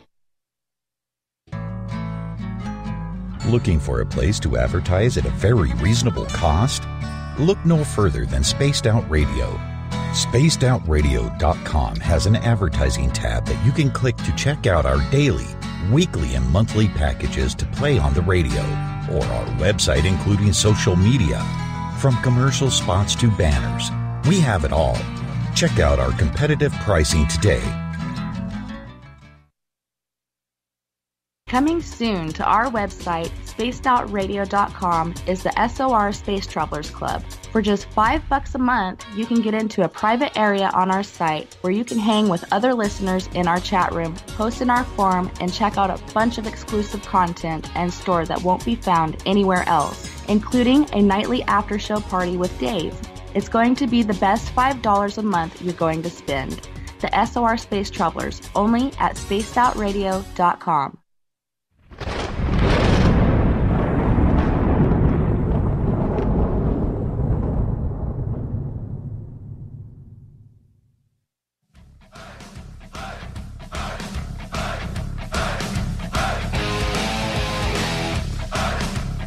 We're past the halfway point of Spaced Out Radio tonight. I am your host, Dave Scott. Great to have you with us. Mike Clelland is our guest. We're talking about the messengers, owls. What do they have to do with ET contact? Mike, welcome back to the show. Thank you so much. I want to start off with a question from Gloria here in our chat room in the SOR Space Travelers, because she is a major fan of yours. She's already posted pictures of the books that you've written that she has in the chat room. And apparently she's one hell of a cook down in the Louisiana area, too. So maybe you and I got to go down to Louisiana and try some of Gloria's cooking. Absolutely. But nonetheless, she is asking if you would tell the story of the woman who caught an alien trying to change into an owl.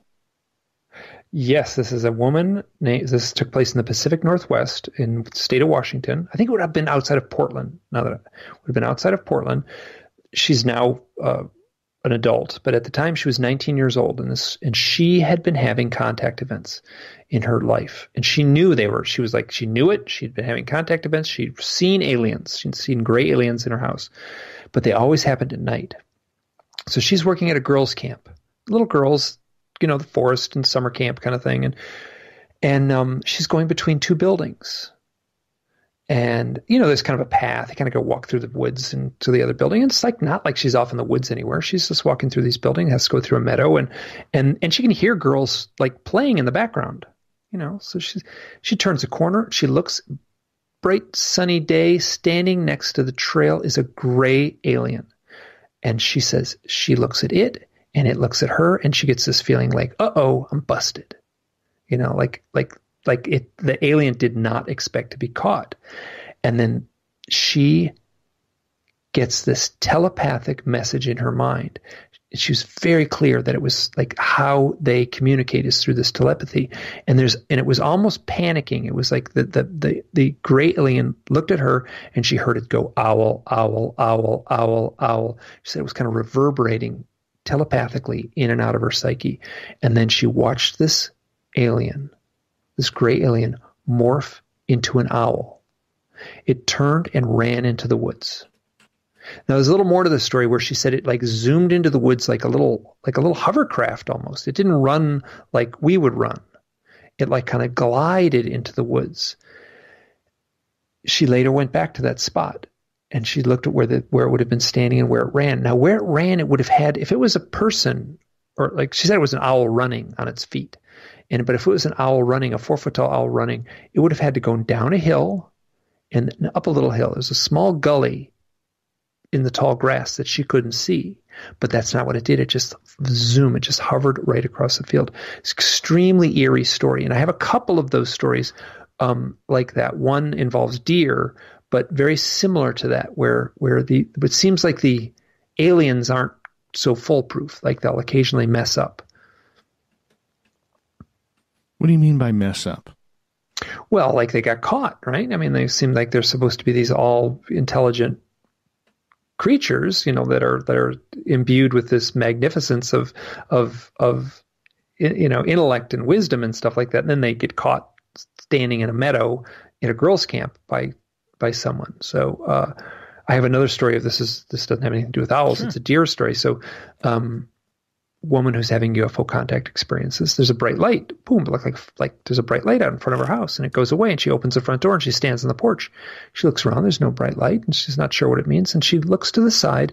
Standing next to the porch, right up against the house, are 4 gray aliens. And they look at her, and she looks at them, and she watches them all whoosh, morph into deer. And then they walk backwards in this very eerie way, and walk backwards around the corner, around the house. So, yeah, they messed up in the sense that they got caught. They got busted. It didn't seem like they wanted to get caught.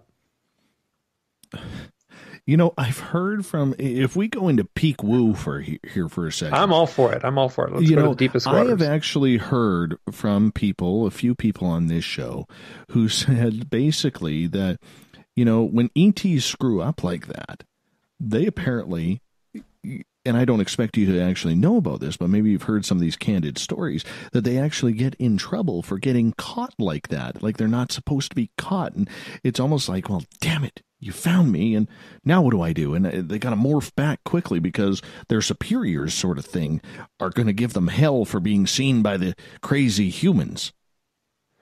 That's kind of the sense that this woman, her pen name is Lucretia Hart. She's the one that saw the owl and the gray turn into the owl at the girls' camp. That's kind of her sense, that it was like, uh-oh, I'm busted. Like it was like the little kid getting caught with his hand in the cookie jar. Like I shouldn't have been caught, or like, I guess the better analogy would be like, the CIA agent, with the trench coat gets caught in front of the Russian embassy, with his little microphone, and he's got to go, uh-oh, got to sneak back into the van and go tell my superiors in the Pentagon that I messed up, so. Oh, I think it's hilarious. We need a blooper reel of these grays trying to, get caught, or not trying to get caught. That would be hilarious. Absolutely hilarious. And it's kind of funny, like with my own personal experience, as I was telling you during the break, in regards to my ET friend Carl, who has popped around this show before. When I heard that clicking going on in the yard, I remember I called up my Friday night guest, our Keith Andrews, who I know Keith. I know Keith. Yeah. And I've had a lot of discussions with him about it. I actually talked to him that night while I was having clicking going on in my yard, just that type sound. And I'll tell you, it was funny because it had stopped, and Keith, who doesn't know where I live, never been to my home, never been to my town, lives 4 hours south of me, says, by the way, Dave, have you heard any interesting sounds tonight? And here I am standing on my patio hearing this clicking sound. And I went, yeah. He goes, trust me on this one, Dave. He goes, from what I'm sensing right now, they're kind of freaked out that you're not running inside. They can't figure it out, because usually people will run when they get the sense of them, and you're standing tall on your patio right now. So it was kind of like this whole tit for tat thing going on. I wanted to see him. They didn't show me him, but I heard him. That was kind of weird. Yeah, it's all weird. And that's actually sort of my like the BS detector. Whitley Strieber's wife, Ann Strieber, had what she called her BS detector. And she said, if I hear a story and it's not weird, I don't trust it. Really? That's an interesting theory. Yeah. And I think it plays out. If someone was going to make up a story, they wouldn't make it as weird as the stories that show up. And Nick Redfern says, and I'm quoting he says, it's not that these stories are weird. It's that they're too weird. If you know what I mean. It's like no one would make it up, right? If you were writing a script for a movie and if you wrote what's really going on, the executive producer would come into the room and say, "Hey boys, tone it down a little bit. Like, this is a little too far out. Let's bring it down a little bit more down to earth here." But that's not what people are reporting. The people are reporting some extremely far out, bizarre stuff. The people who you have interviewed and talked to about these experiences, are they normal everyday people, or are they people who claimed other abductions or some sort of intuitiveness that has brought them closer to ET contact? Wow, so yes, they're normal people. And as someone called me out, and my sense is that you're hearing a little bit more from the Reiki healers, and you're hearing a little bit more from the from the people that would be a little more on the fringe, simply because the banker and the lawyer are keeping their mouth shut. But the person who runs the Reiki, and this is what I'm finding is that people are doing healing work. I mentioned this earlier, and so yes, my sense is that the people who are emerging, the people who are coming forward, are the people who are like don't have anything, aren't intimidated. They're not worried about losing their job for speaking about this stuff. No, I can see why, but I mean, usually these are the type of stories, Mike, that are kept deep in the closet. People using their, you can use my story, but please change my name and change exactly. Yeah. But I think things are changing. I think even just in the last, and it's the internet. I just feel it's the internet. The way information moves around now is different than it used to. I think everyone has got like a neighbor or an uncle or someone at work that has these stories. So people they're hearing them, and they're not. And I think that it's like, I have had very little backlash. I've got as weird a story as it gets when I tell my story completely, which takes forever to tell. And I've gotten very little backlash. My brother and sister, who are very, very straight-laced, have both heard my story, and maybe they're rolling their eyes behind my back, but they're not doing it to my face. And that's remarkable to me. Do you feel almost vindicated because of that? Because of the public response that you have received? Well, I feel like I'm glad. So Whitley Strieber came forward with his story 30 years ago, a little over 30 years ago, and got pilloried. What's the term? I mean, he basically got crapped on by the media. He was called every name in the book as far as deceptive, liar, loony, and yes, he came and told a very bizarre story publicly, and he was vilified for it.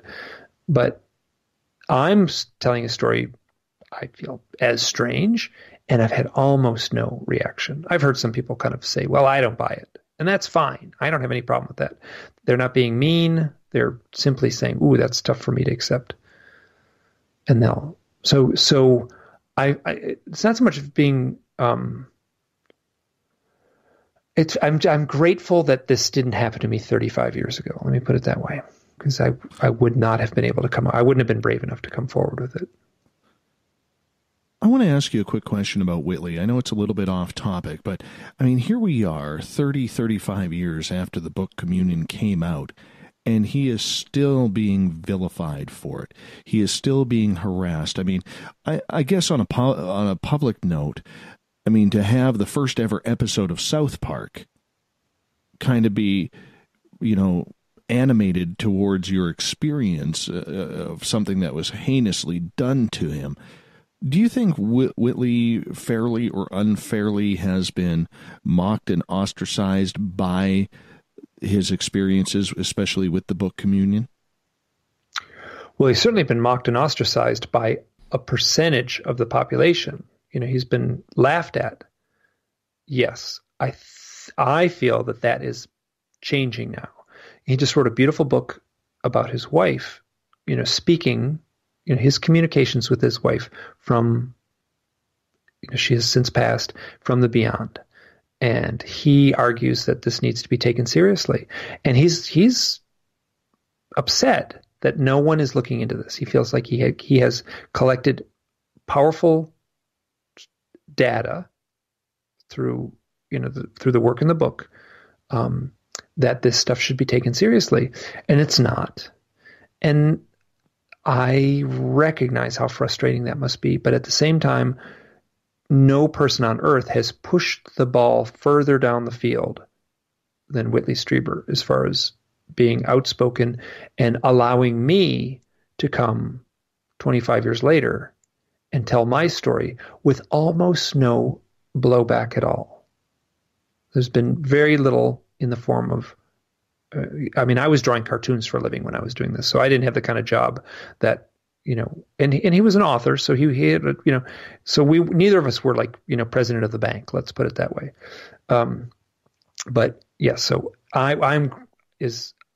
am grateful I came 25 years later, and as crappy as it sounds, he took the blows, and then I'm able to walk the same path unscathed. Well, that brings up a good point in regards to what is happening today with the entire movement towards disclosure. We see a lot of movement that's been happening with videos ever since the New York Times article came out. Do you think the relevancy of the ET experiencer and what they're going through is just as relevant or even more relevant today now that we know that the United States government was spending money on this research and probably, even though they're not going to admit it publicly, still is? Oh, I'm certain they still are in some form or another. I can't prove that in any way, but if I was in charge of the Pentagon, right, and I had people were coming to me with these stories and airplane pilots, and I would say my job is the security of the United States. We got to study this. So if they didn't study it, I would be upset, right? So yes, they're doing it covertly. They're doing it in a way that's annoying to the people who are having the direct experience. But I can understand why. So what I'm saying, and for me personally, I don't care about disclosure. For me, I've already had my proof. No one's got to prove anything to me. So I can't now. I'm drawing a little blank on what the question was initially about the disclosure issue. Well, just in regards to how has it changed your research, or you and Whitley, when you guys came out, amongst others, you've taken your own personal stories and collections of others to bring them to the forefront, trying to convince the mainstream people who doesn't believe that this is a real phenomena. And now, ever since, we're almost 1 year since that New York Times article here, which will be on the 16th of this month, we are at that point where all of a sudden it's almost like the ball game has changed. The rules have changed. So is that experience that people have had or that you have collected over the years still relevant now that we know what we know since 1 year ago? Absolutely. I think so. Absolutely. So I think that who's ever stage managing this release of information, I think it was Stanton Friedman, was asked, so what do you think of the New York Times article? And he had a great response. He said, somebody threw a switch, and I would have loved to have been in the room when the decision was made to throw that switch and hear how that decision got made. Because someone decided, we're going to let this out just a little bit. We're going to tell this story. And the story is pretty dry. I mean, yes, it's a great UFO sighting, but it does not incorporate the stuff that I'm finding in my research. So, I'm plugging ahead, I'm just trying to do the best work I can. At the same time, for totally selfish reasons, because I like it, it's seductive, the spooky campfire story quality to some of these events. That's what I'm drawn to, and that's what I'm collecting, and that's what I'm trying to make sense of. These outlying, strange, bizarre, haunted kind of events with symbolic imagery, welling up. The owl being, one of many symbolic type things that show up. So that was not in the New York Times article. That end of things, I've talked to some people. I use his name in the second book. I talked to Dr. John Alexander and asked him, because I talked to some people who have had doing.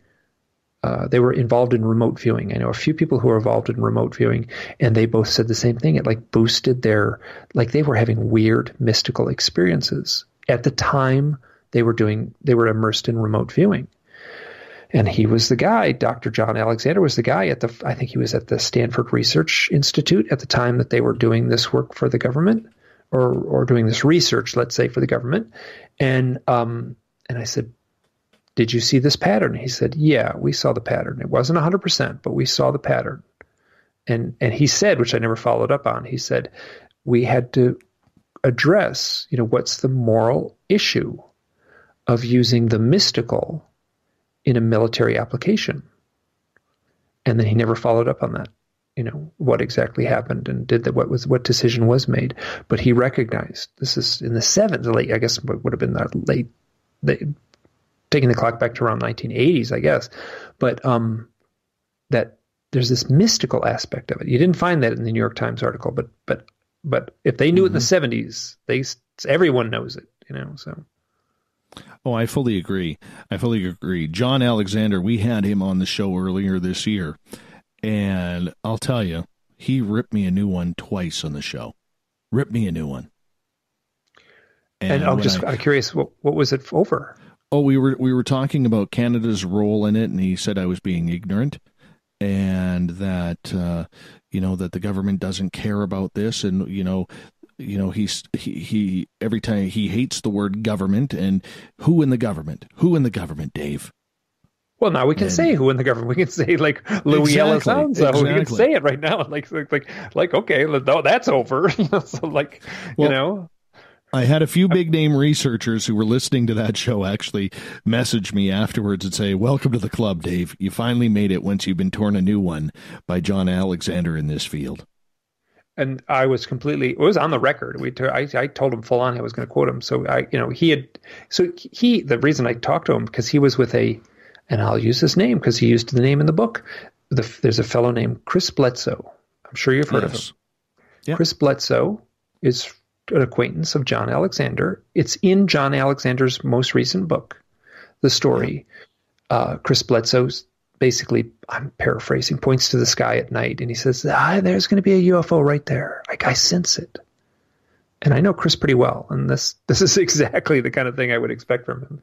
And moments later, boom, there's a craft appears in the sky, this bright light craft, a bright light, let's say, because I wasn't there. So a bright light appears in the sky, and it moves around, and then it zips off. John Alexander was very impressed. Now, John Alexander is not a young man, and he was in Vietnam, and he has hearing aids in both ears. And I asked him, because the story I heard when Chris Bledsoe told it to me, he said, I was standing out there in the field, I heard an owl, and I knew I was going to see a UFO. And I pointed to that point in the sky. On that note, you hold that. We're going to get back to that right after the break. We're going to leave some suspense with our audience on that one. Suspense. It's good radio that way. Mike Clelland, our guest tonight. We're talking owls. We got Mike for another 30 minutes on Spaced Out Radio. Make sure you stay tuned for hour number 3 coming up right after this.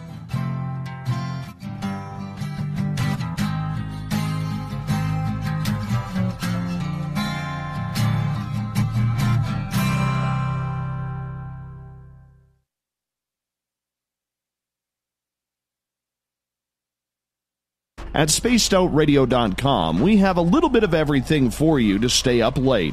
So while you're there, check out our SOR Newswire, where our team brings you stories of the weird and strange to the WTF from around the globe. News on Bigfoot, UFOs, paranormal, Darwinian-type crime tales.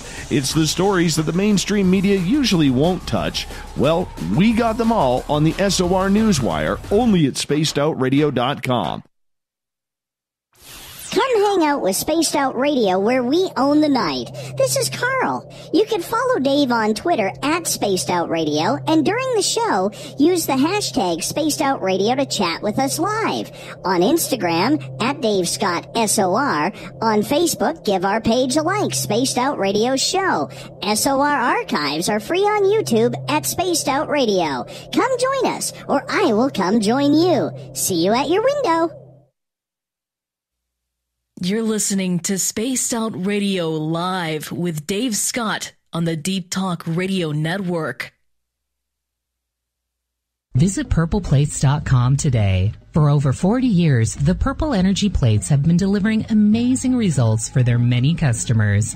Inspired by the great genius Nikola Tesla, the harmony, healing, and energetic effects of the plates have proven over and over to be beneficial and often miraculous to thousands of customers. Check their site for daily specials and choose from their many energy products. You won't be sorry. Visit them today at purpleplates.com. So, you love talk radio? Then you'll love TalkStreamLive.com. TalkStream Live is always on, 24/7 with the best streaming talk shows. Find your favorite talkers and discover some new ones. It's free, readily available online or on mobile with any smartphone or tablet. Finding your favorite talk shows all in one place has gotten a whole lot easier. Just go to TalkStreamLive.com. Be sure to download the free apps from Google Play or the iTunes App Store. On the first Tuesday of every month, I encourage you to come along for a journey with me, Geraldine Orozco, on The Spiritual You. Together, we will take a look at how to access the highest expression of yourself and change your life. Consciousness, ET contact, health, and wellness, we can talk about it all. So come along for a spiritual ride with me, Geraldine Orozco, on The Spiritual You, only on Spaced Out Radio. The freedom to post what you want, when you want. That's the social media freedom you need. Social Media Freedom is the free app in your app store. No need to worry about going to jail or being shadow banned any longer. It's the freedom to say what you feel. The freedom to know Big Brother isn't watching. It's the way social media is supposed to be. Social Media Freedom. It's time to set yourself free. Download from your app store today. Find your escape where time has no limits. It's about living today and cherishing the heritage of yesterday. A spirit of adventure for what is new, with the nostalgia of the past. Your timepiece is a reflection of who you are. Life surrounded by beauty from the world around us to the soul within. EscapeWatches.com. There is no time like the present to enjoy your escape. Use promo code SMF2017 for your 20% discount today. Get your horns up with me on Spaced Out Radio. This is Ron Bumblefoot THAL. Come tune in to SOR where you can hear me rock out with Little Brother Is Watching, the official theme song of Spaced Out Radio. And then come on over to bumblefoot.com where you can find out about my tour schedule, my music, and everything else. Bumblefoot.com keeps you up to date on what I'm doing and the best way to stay in touch with my music and music camps. Sign up for my newsletter at bumblefoot.com and remember, Little Brother Is Watching. We are getting ready to relaunch the SOR Space Travelers Club at spacedoutradio.com. For $5 a month, you can join us for a plethora of features found nowhere else. Hang out in a private chat room during the show and after party. You can check out some exclusive content and a store specifically for you, as well as a private listener forum where you can post your thoughts, stories, and pictures. The SOR Space Travelers Club, coming soon to spacedoutradio.com. Hey, this is Canadian Paranormal Investigator Mike Moore. The third Wednesday of every month, I'll be teaming up with Dave Scott to bring you Ghosts of the Great White North. Each month, we will bring on guests from across Canada to discuss their ghostly encounters. Canada is a paranormal hotbed with stories you've never heard, so we're going to bring them to you. So get comfy on your Chesterfield, grab a donut, and join us, eh?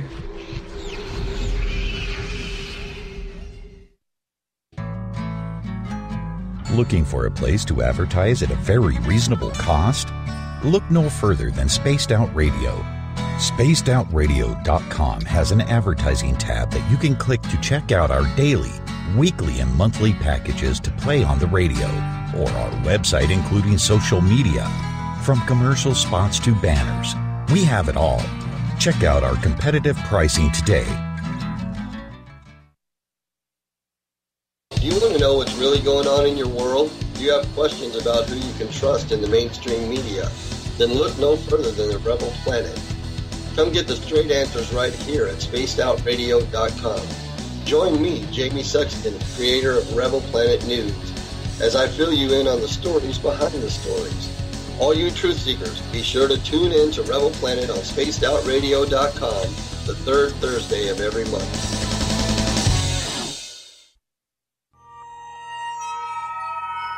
You hear footsteps in the empty room above you. A rocking chair begins rocking by itself. Don't be afraid of the things that go bump in the night. Reach for Spirit Storybox, the iPhone app the Huffington Post UK called the only ghost hunting app you will ever need. Spirit Storybox. The spirits are telling their stories. Are you listening?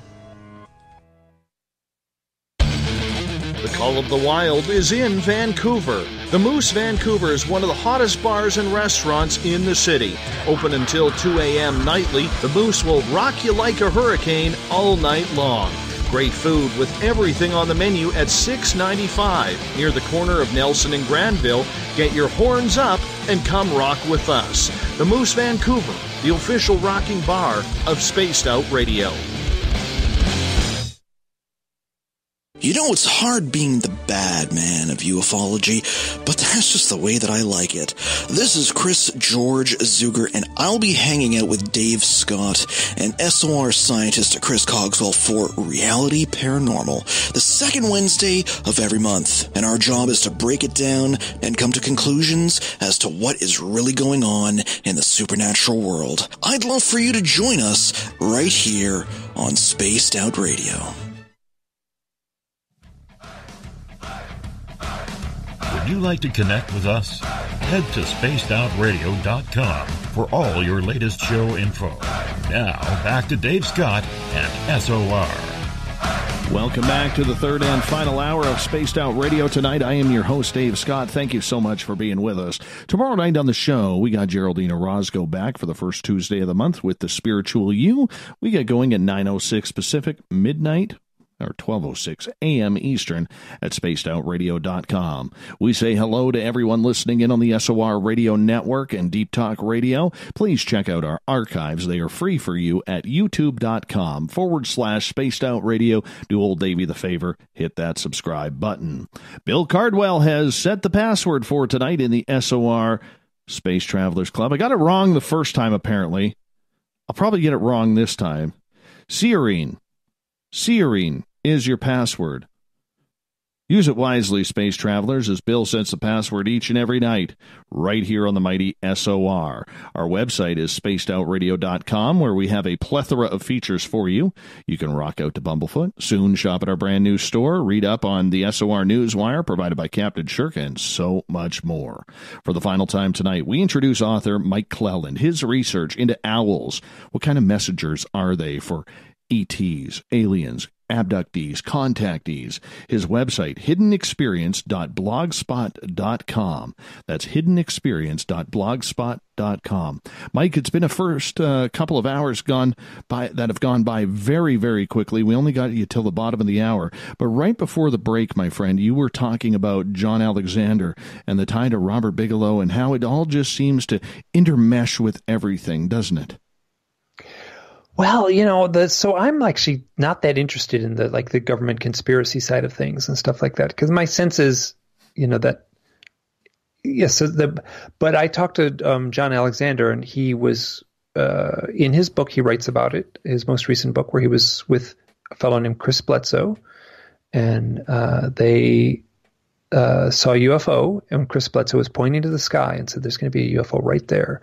So the story, I've heard it from John Alexander's side, and I've heard it from Chris Bledsoe's side. And Chris Bledsoe said, "I heard an owl, and then I saw the UFO." And when I talked to John Alexander, he said, "Well, I'm so hard of hearing. There very well may have been an owl, and I just simply didn't hear it." But it's interesting that, in a funny way, here's the government insider, let's say, and he doesn't hear the owl. And here's the guy who's had the real firsthand contact experience, and he does hear the owl. Really? Do you believe that maybe the owls kind of let you know when it is time to summon a UFO then? Because if that's what's happening with Chris Bledsoe, others may be experiencing that with summoning as well. Well, who's summoning who is the question, right? Is the owl summoning the UFO? Is the UFO a giant dog whistle and the owl just shows up like, oh, here, if you're going to pick any animal on Earth to find a UFO, it's the owl, right? Because they got the night vision, they got the best hearing. So yeah, who's controlling who there? Is the owl just showing up the same way that the dog shows up when you open the can of dog food? They just kind of are drawn to it. So Well, and that makes me want to almost repeat this question. It's similar to one I asked you earlier then, Mike. With everything, and I realize you're kind of shying away from the whole political aspect of UFOs, which has really taken everything in this entire field by storm in the last year. How important is it, though, to continue to research these stories and these phenomena with the owls, or with what Whitley is doing, or what other people are doing in trying to bring some sort of understanding to the experiences people are having? Well, I think it's tremendously important, because my sense is that if the information managers are going to parse this stuff out, they are going to do it in a way that is so underhand, right? And so slow and so piecemeal. They're going to give you these little drips.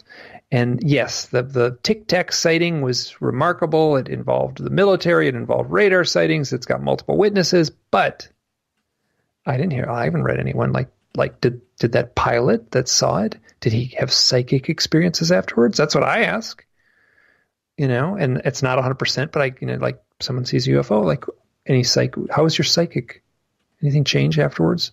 What about your spirituality? Anything change afterwards? What was going on leading up to it? What was going on in the moment you saw it? You just had a story a little while ago, but talking about Buddha. I had a story a while ago talking about God. That's when the aliens or the owls showed up. I blur them together. They mean the same thing to me at this point. Like I don't differentiate at all. So yes, I think it's even more important now that we focus on this fringe stuff, because who's ever managing the information, I think they're going to just to package it a little nicer, are going to brush aside. They're going to erase any fringe stuff and tell a nuts and bolts story. And that's not what I'm finding. I'm not, and I'm not an objective researcher. I'm searching for these weird stories. So. Mm-hmm. In regards to the government, and I realize you're shying away from that, but do you think that those in the know of UFOs, deep within, actually know about any type of connection between owls and abductions or spiritual communication? Well, yes, because yes, I think they do know. I don't think they care that much, actually. If they're trying to generate a new advanced aircraft, I don't think they care too much about that. I mean, that's not like on the, in their flow chart on the whiteboard in the basement of the Pentagon. They don't have owls written there and anywhere there. Some nerdy guy off in the, somewhere may be asking these similar questions. That's, if I ever met Louis Elizondo, I'm mispronouncing his last name, Alonso, I would ask him, like, have you noticed this odd paranormal thing, this odd mystical thing that seems to accompany UFOs? Doesn't have to be owls. It can be any number of things. These, people becoming psychic healers or becoming Reiki healers or having a spiritual awakening. That's what I'm finding. And I bet you they're finding it too, but I'm certain that they're holding those cards close to their vest, not out of a conspiracy, just because they want to stage manage the way the information is presented to the public, or let's say trickled out to the public. I don't think that's a way to, but this stuff is coming out in little teeny drips, and they are managing each and every drip. See, and I always think, and maybe it's just me and my wishful thinking, but I really have a feeling that they know who's getting abducted and who isn't. I think the government up here in Canada knows. I think they know down in the U.S. They may not know them all, but I think they have a good understanding of who has been taken and who hasn't. And I realize, we're going to go back to owls here for a second, but if you think that they do have the research on the whole owl effect, do you think that maybe, just maybe, that these people who are experiencing things with owls are almost tagged in a way for that information to be brought forward not only by ETs, but maybe the government themselves? Maybe, and so here's are you on Facebook? Yes. So I am saying this in the loosest way, because I can't prove it. But I sometimes, here's this person, a person talk to this person. I'm just going to go look at their list of friends. and I scroll through their friends. And I'm kind of like, oh, these are people who write UFO books. Because that's all my people. I just interact with UFO people all the time, whether they're researchers or experiencers. And I look through their list of friends like, oh, those are the people that write UFO books. Nick Pope and that kind of thing. That's the people that they're friends with on their Facebook. And then I go to other people and I'm like, whoa, I kind of got the sense these are all abductees. Like I know a lot of the people that are their friends, and there's some people who've had the direct contact experience. And I can jump to the conclusion that this person with this list of friends is probably an experiencer. I'm doing that totally intuitively. I feel like I've got if I was to figure it out, my senses, I'd have a pretty high batting average as far as how many, how close I was. So that's the least sophisticated technique imaginable. And I bet you it's pretty close to picking out, like just your sixth sense scrolling through Facebook. I think you could get 95% of the answers you want on who's an experiencer or not. But I also sense that. So like and I agree, my sense is they probably got a list somewhere. Like who's having direct contact experience. And if you were like show up for work one day and like you're read into this secret thing, I mean, you gotta, what I'm certain they are confronting is there are a lot more people having this UFO contact than anyone would dare guess. And I'm suspect that you would feel the same thing. Mike, I know it's a little bit of a touchy subject, but I'm very curious about it. What are your thoughts about children who see owls? This is actually one of the harder things I've had to deal with. We talked about this very briefly just in the break there a little bit ago. So parents contact me and they say, here's a picture my kid drew. And they called it an owl. And it ain't an owl. It looks like just like a gray alien. They said, an owl came in my room last night, and they're drawing a gray alien.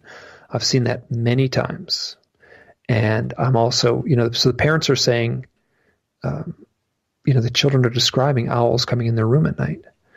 And this is where I don't have an answer. This is where I'm left helpless as a researcher. Like other people I can talk to and I can offer solace. I can say like, oh, the other people have had these experiences. But when it's your kids, it's different than when it's a peer or so it is a lonely, helpless feeling when people are turning to me and asking for my help. And there's nothing I can say to quell those fears. What I guess I can say is that I've talked to a lot of UFO researchers, and the sense is, and it's very fleeting and very foggy, but the sense is that something has changed since the 70s and 80s, and the kids are having fewer of the nightmarish experiences. They might be having them, and maybe the aliens have a higher skill of erasing those memories. But that's all I can say is that I haven't heard of any bad stories of things happening to kids recently. Turn the clock back 20 years, yeah, it might be a different story. Oh, so it's that recent, as in 20 years, where it seems to have changed. Oh, yeah. Why do you think that is in just your own perception? Well, I can tell you what I want it to be. I want it to be that they have morphed and become more compassionate and said that, where it wasn't serving. I think they realized that the level of terror that was induced on these, like I don't hear the I'm on the table stories. I never hear that. I never hear anyone say, then I woke up on the table and I was having a medical exam. I've heard it a little bit, but barely at all. Maybe that's happening. That's certainly the pop culture version. And that was what was in a lot of Dave Jacobs' books and in a lot of Bud Hopkins' books. I'm not hearing it. And I'm not talking to a lot of people who've had like hypnotic regression. But so my sense is that the UFO occupants probably realize they got to tone it down. Or if they have some program, maybe they're past the point where they need to do the same kind of medical exams that they had to do 20 years ago. I don't know. I'm just riffing and speculating. But what I am sensing is that I have not heard personally the dark, dark stories from kids about kids recently in the last 15, 20 years, where in the 1970s, 80s, you would have heard those stories.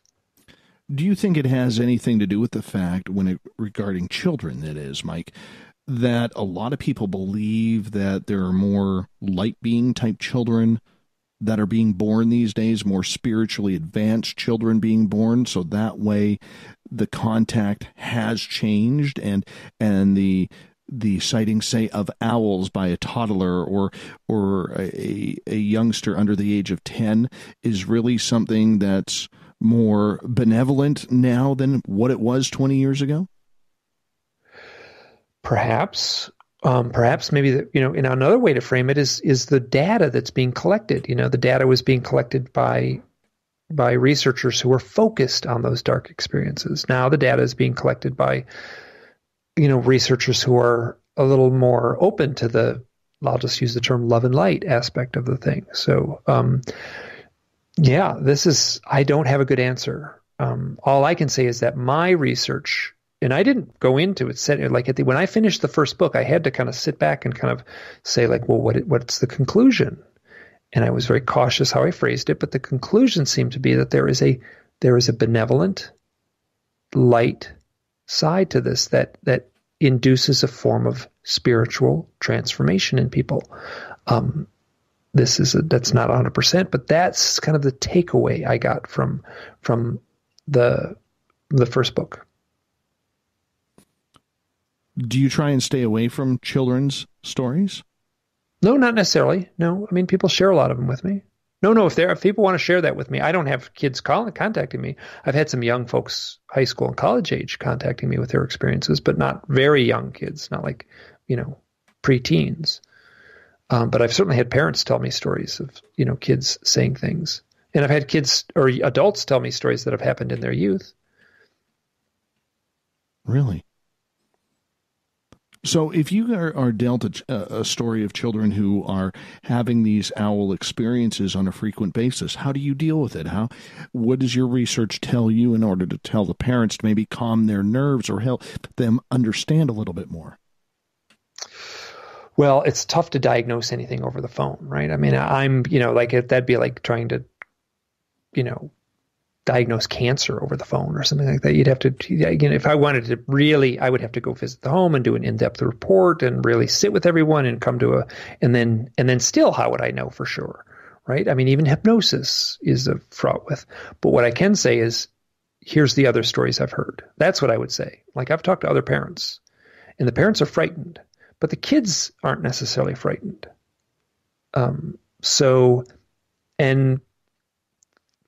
Parents have, the kids have had, wonderful upbringings and, other stories. I've been able to talk to parents whose young kids are now adults, and they were reporting UFO and owl type things. They're telling me stories that took place, like when my child was a baby, it was like this.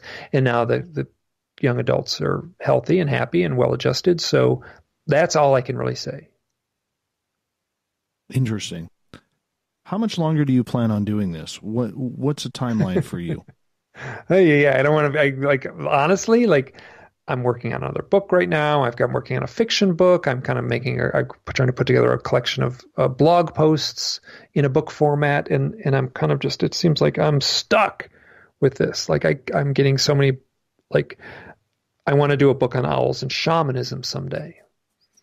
And that may not have anything to do with UFOs. Might get a couple mentioned, but owls and shamanism, I think it could be an amazing book. And I've collected enough that I've got enough in my files that I could build the framework out of the information I already have. So yeah, the owl stuff, I don't know if I'll ever get rid of it. And I like it in a funny way. Like, I like owls. I like the mystique of the owls. If I was handed any story, that was going to change the path of my life. This is about as nice as it gets. It's interesting. It's seductive. It's spooky. It's rewarding. People are grateful. So yeah, I feel in a way blessed that I got handed this. Do you believe then that with the owls and with the research that you have done that this is a phenomenon that is going to continue, say, for the next decade, 2 decades, maybe forever? Or do you see... say really, eh? Forever. Oh, yeah. So that's my sense, right? So what we're experiencing right now, in my opinion, is the same phenomena at play that interacted with ancient man, right? So there's owl mythologies. Those came from something. Those welled up out of real experiences, I am convinced. People would have powerful, mystical experiences with owls. Maybe it wasn't UFOs. Maybe it was owls in death. Maybe it was owls in meditation. Maybe it was owls in a transformational experience. But they were having owl experiences all throughout history. They're having them now.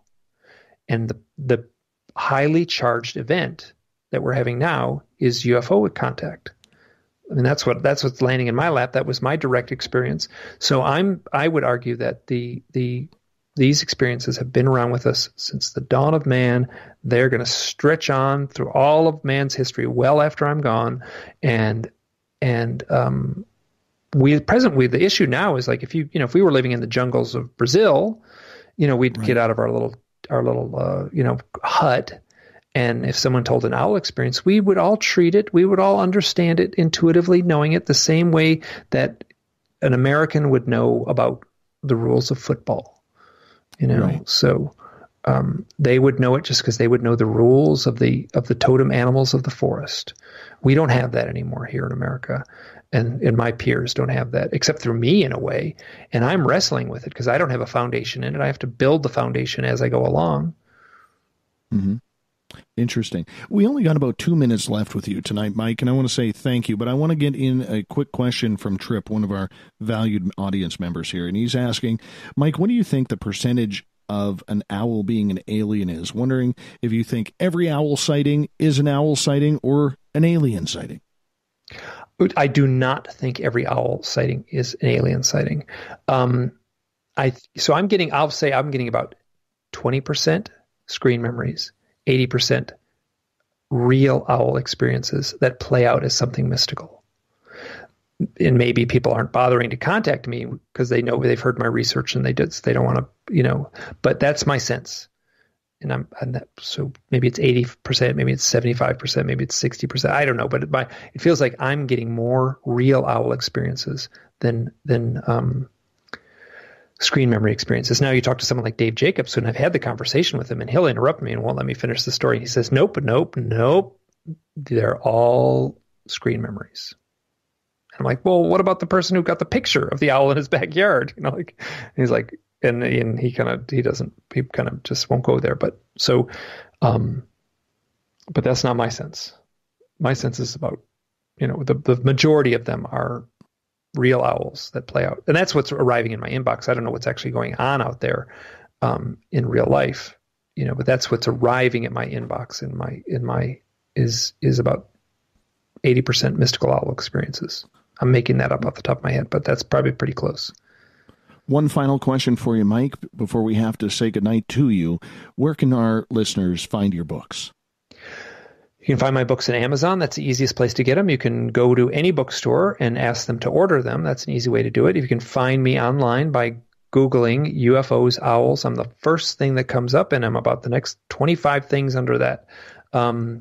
You can go to my website, which is hiddenexperience.blogspot.com. You can go, I actually have the domain name Mike Clelland, and you can go there, which basically just takes you to the website anyway, but I just have it out there. So if you have an owl story that involves a UFO, I would love to hear it. If you have an owl story that's simply powerful and was life-changing for you or important for you or spooky, I want to hear it. So I cannot promise I will get back to you. I do the best I can getting back to folks. No problem. Mike, thank you so much for being on Spaced Out Radio. Coming up next, Olaf Phillips in the SOR Newswire. We'll be back.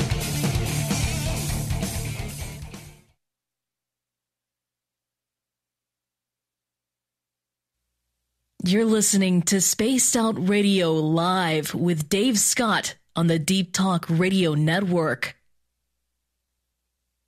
Hello, this is your guitar man, Ron Bumblefoot Thal, and I have to tell you, I love the response I get for Little Brother is Watching from Spaced Out Radio fans. It's amazing how music can inspire and make people think deeper about what's going on in the supernatural world. You can head over to my website, bumblefoot.com, to check out my music, my guitar workshops, my touring, even check out some of the hot sauces that I'm working on. And make sure you keep on listening, because with Spaced Out Radio, you know Little Brother is watching. Are you intrigued by Paranormal Talk Radio? You'll love the new Paranormal Radio app from TalkStream Live. You'll find a great selection of talk shows covering UFOs, ghosts, strange phenomena, and much more. Download the Paranormal Radio app now and start listening to the very best in paranormal talk entertainment, including the network you're listening to right now, the Paranormal Radio app, free in Google Play and the iOS App Store. Heading to Vancouver and looking for a night on the town? The Moose Vancouver is the bar that never stops rocking until 2 a.m. every night. The Moose has great food with everything on the menu from $6.95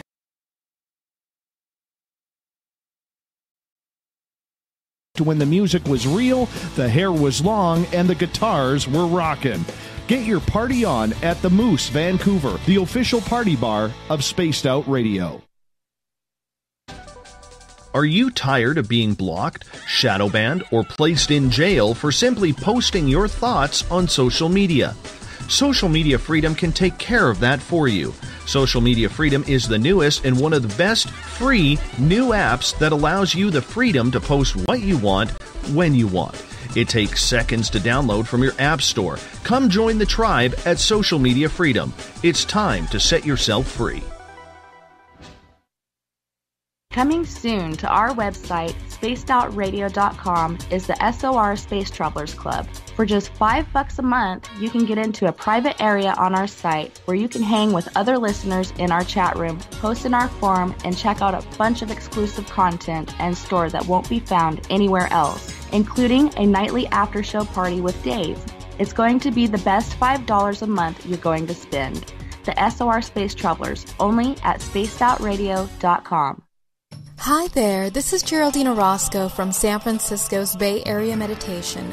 I invite you to join me the first Tuesday of every month with Dave Scott for Spaced Out Radio's The Spiritual You. In this fast-paced world we live in, it's time for you to take some time for you. We'll cover every possible subject from powerful meditation to healing techniques to your own intuition and spirituality. So come join us for The Spiritual You. We're bringing scientific thought to the paranormal. Hi there, this is Spaced Out Radio scientist Chris Cogswell. Join me, Chris Zuger, and Dave Scott the second Wednesday of every month, where we break down the who from the woo when it comes to everything paranormal. We'll investigate and try to bring sensible answers to those straight and sometimes outlandish questions people have. Hey, not everything has an answer, but we'll do our best. Listen in to Reality Paranormal only on Spaced Out Radio.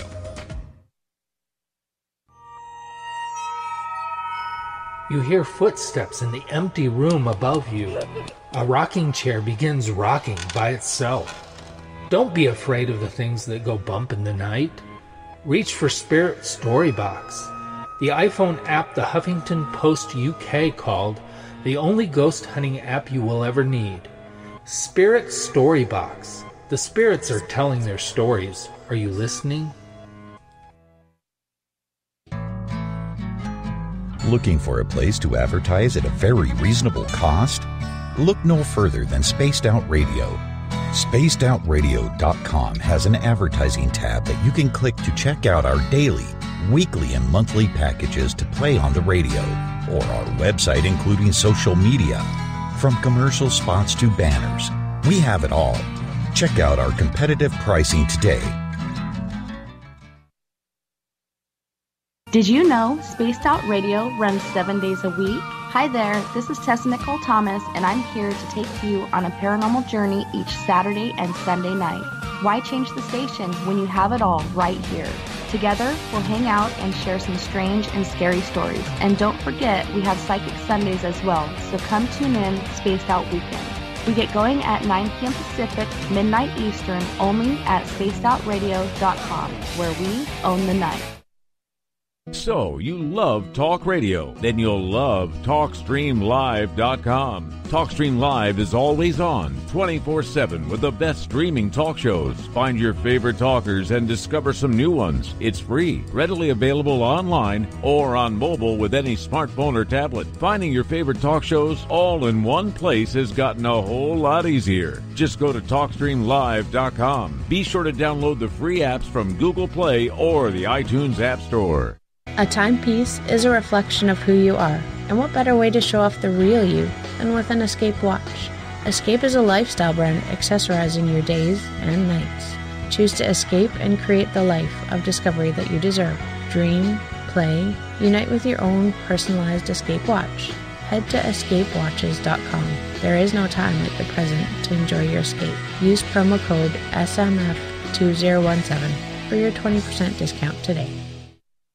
Visit purpleplates.com today. For over 40 years, the Purple Energy Plates have been delivering amazing results for their many customers.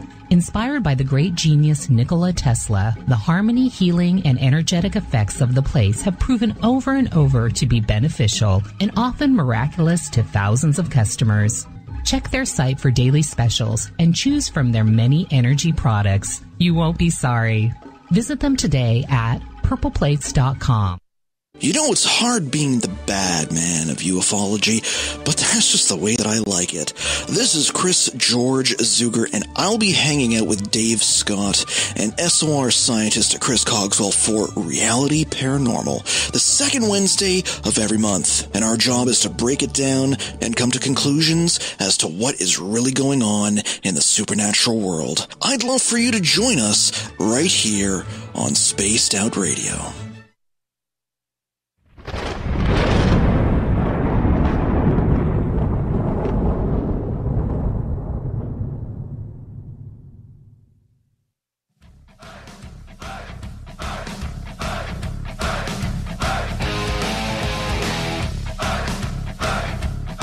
We've rounded third. We are heading for home tonight on Spaced Out Radio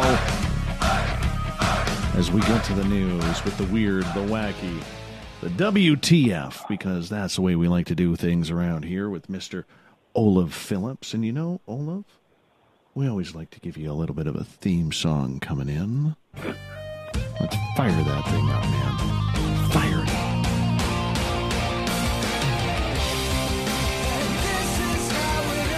The news is always changing. That's why we have, in the last back end of the show, the SOR Newswire discussing all the weird, the wacky, the WTF of the stories that are happening around the world today. And presenting them are Paranoia Magazine's Olaf Phillips, editor, owner extraordinaire at paranoiamagazine.com. Olaf, welcome back. Thank you. You had a long weekend, man. Happy to be here. I did. You had a long weekend. We gave you Friday night off, and then I know. Did you know what to do with yourself? No. I do have a new Lego kit, though, that I got to work on, so. Oh, nice. Yeah, it's a U-boat. My son just got a Lego tractor from his grandpa, who was visiting this past weekend. We only see him a couple times a year, so we did Christmas early with them on Saturday night, and it was kind of interesting, because I love building Lego, man. Love building Lego. Just wish my son realized that it doesn't just, once we build it up, it just doesn't need to be torn apart. Like, they're pieces of art, man. Oh, yeah, I saved mine. But I have a U-boat, so I got to build my U-boat. Oh, put it very next nice. to my Viking longboat. Yeah. I have a Viking longboat Lego kit that I built. That sounds cool. How many pieces? The Viking one, I think, was like 500. I think the U-boat's like 800. Well, that's big. That's big. Yeah, it's impressive. I've put up photos of it before. Gonna have to see that. It's pretty impressive. Yeah, I'm pretty proud of it. Then I have a dive bomber, and I have a kinetic energy weapon one. Nice. And then I have the parts for a Panzer Tiger and a B-24. Oh, nice. It's a lot of Lego, man. Yeah. It sharpens your mind. You ready for the news? I am. I'm ready for the news, although I could talk Lego all night, but that's for a different story. That's a different show. Let's get to it. I have bad news for you. I know you've been following this story, and I know you were really on this guy's side, but Dutch court rejects man's request to be 20 years younger. Dutch motivational speaker Emil Ratelband may feel like he's 49 years old, but according to Dutch law, he's still 69. A Dutch court Monday rejected Ratelband's request to shave 20 years off his age in a case to draw worldwide attention. Mr. Ratelband is at liberty to feel 20 years younger than his real age and to act accordingly, Arnhem Court said in a press statement, but amending his date of birth would cause 20 years of records to vanish from the register of births, deaths, and marriages and registered partnerships. This would have a variety of undesirable legal and societal implications. So, boom, he's not 20 years younger anymore. Sorry, man. So he's going to have to act his age then. He's going to have to act his age and be the senior citizen that he is. No, they said that he can act whatever age he feels, but according to the law, he's still 69 years old. And that's a huge setback for all of us old guys because we all want to be 20 years younger. I know that, and I'm a little offended and hurt by that. I'm sad. So I'm sad. I'm sure there's outraged. a safe room that I have to go to now because I'm hurt and offended by this. But, it's that self-titled thing again. He wanted to be recognized as a 49-year-old man. I mean, what were my blogs about the last 2 weeks? About people claiming to be investigative journalists when they're not?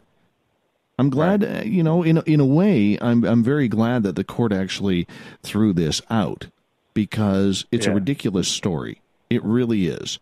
Hey, if you feel younger and you feel that you're going to live for a lot longer than the majority of the people on this planet, good for you. I hope you live forever. Age is just a number. A title is not. I totally agree. No, that is true. Right? So, I'm offended that the court would actually throw that out. I mean, come on. I'm so sad. I'm weeping. Me too. I'm weeping. Now, along the lines of weird societal implications, this comes from England. Man asks Twitter match to wear black on first date, takes her to her takes her to grand's funeral. No. A woman thought he was planning a nice romantic day out after seeing the dress code and was completely shocked when they pulled into the crematorium. Oh, no. Taking the perfect first date activity can be tricky. You want to do something fun which will allow you to get to know the person, but something that won't be too awkward if you don't hit it off. So when one woman's Tinder date said he had a surprise plan for her first meeting, she was very excited. He told her to wear a black dress. She thought it was a romantic treat, but it was actually turned out to be his nan's funeral. He didn't tell her where they were going until they pulled up at the crematorium. Then she felt it was then too late to leave. So instead, and credit to her, she sat through the entire service and held his hand when he got upset.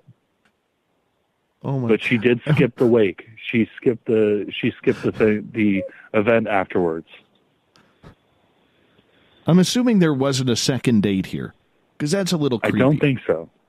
That is a little creepy, but he explained that his girlfriend had dumped him 2 weeks before, and he couldn't do it alone.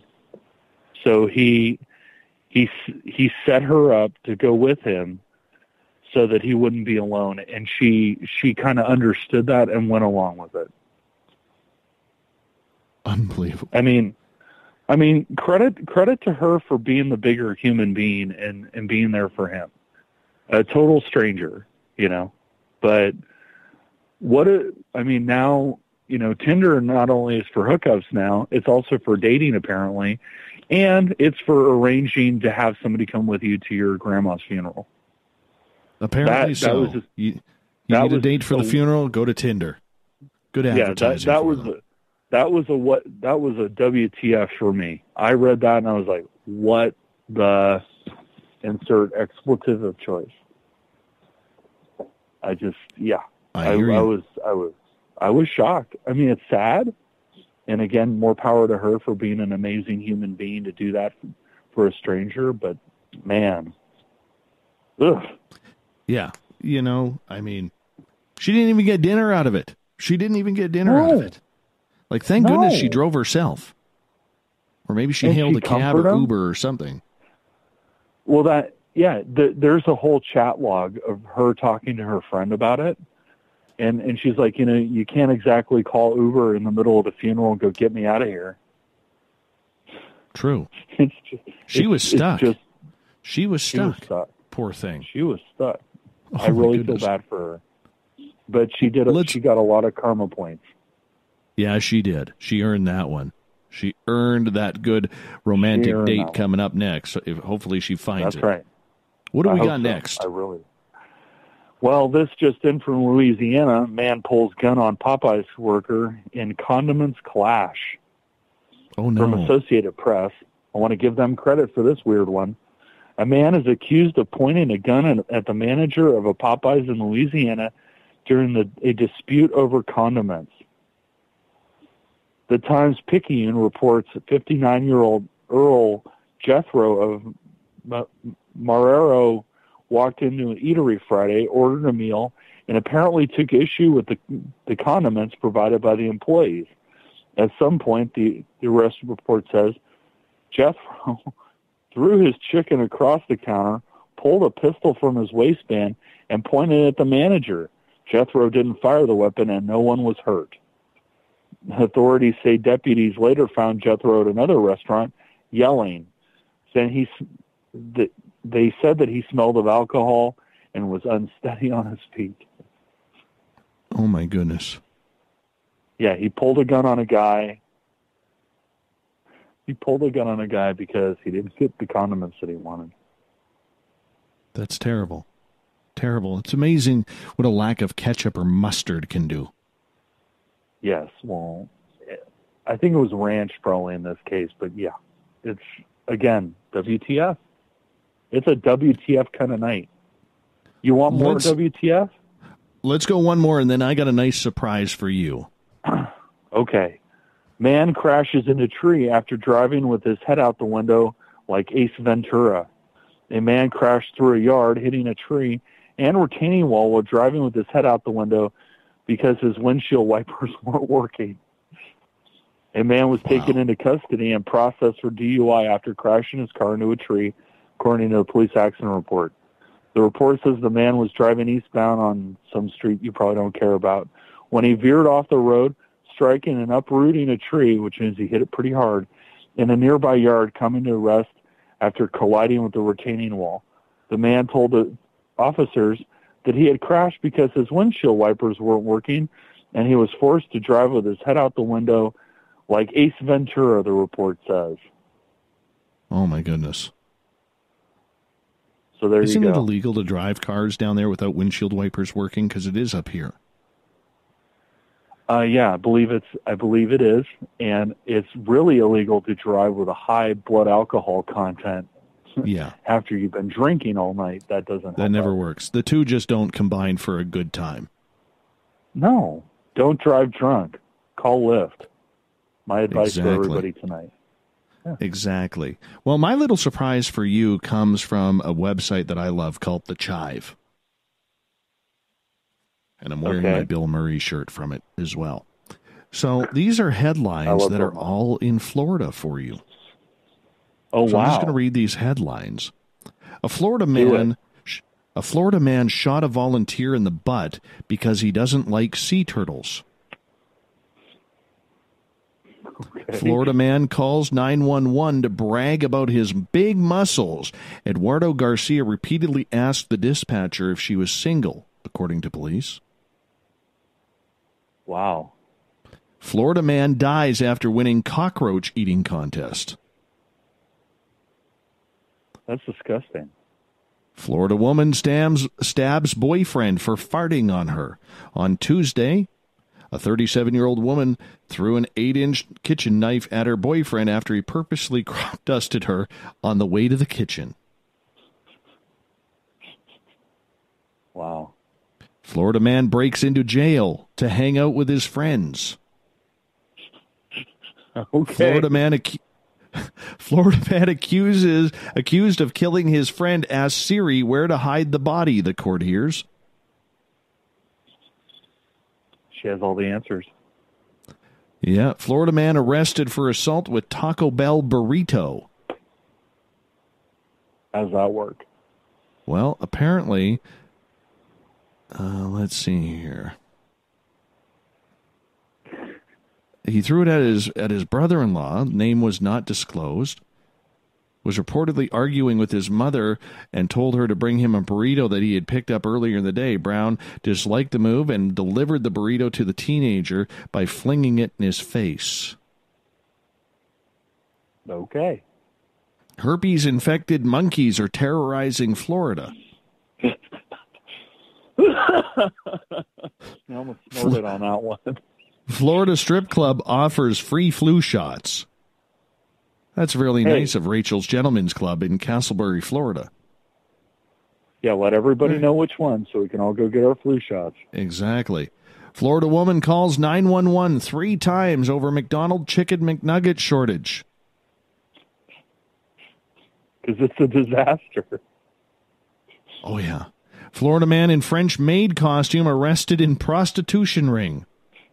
He was one of 95 people arrested in the operation police called Naughty Not Nice.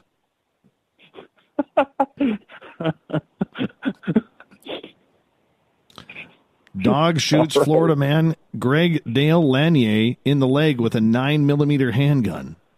How does that even happen? Can I point something out? Yeah. Whenever you do the news, right, and something bad happens, like you get shot by your dog or you stab somebody, you notice that's when everybody has a middle name? Yes. That's actually a very, very good point. I got a few more here. They're pretty good. Okay, do it. All right. Florida clerk smashes jar of ranch dressing onto Darth Vader armed robber.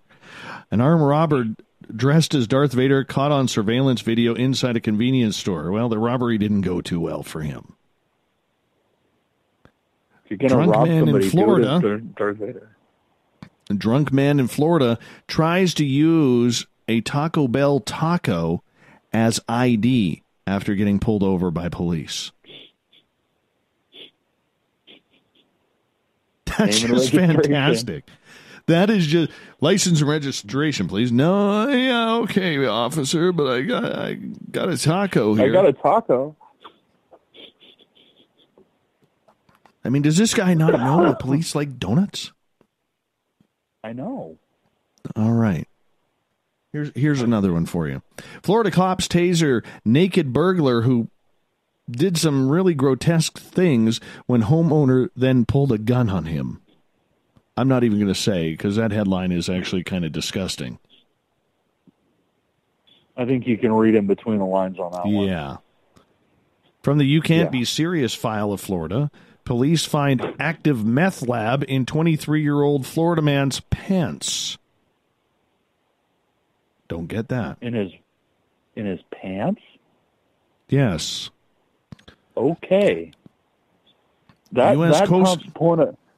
top's pulling a bag of cocaine out of your penis. Yes, it does.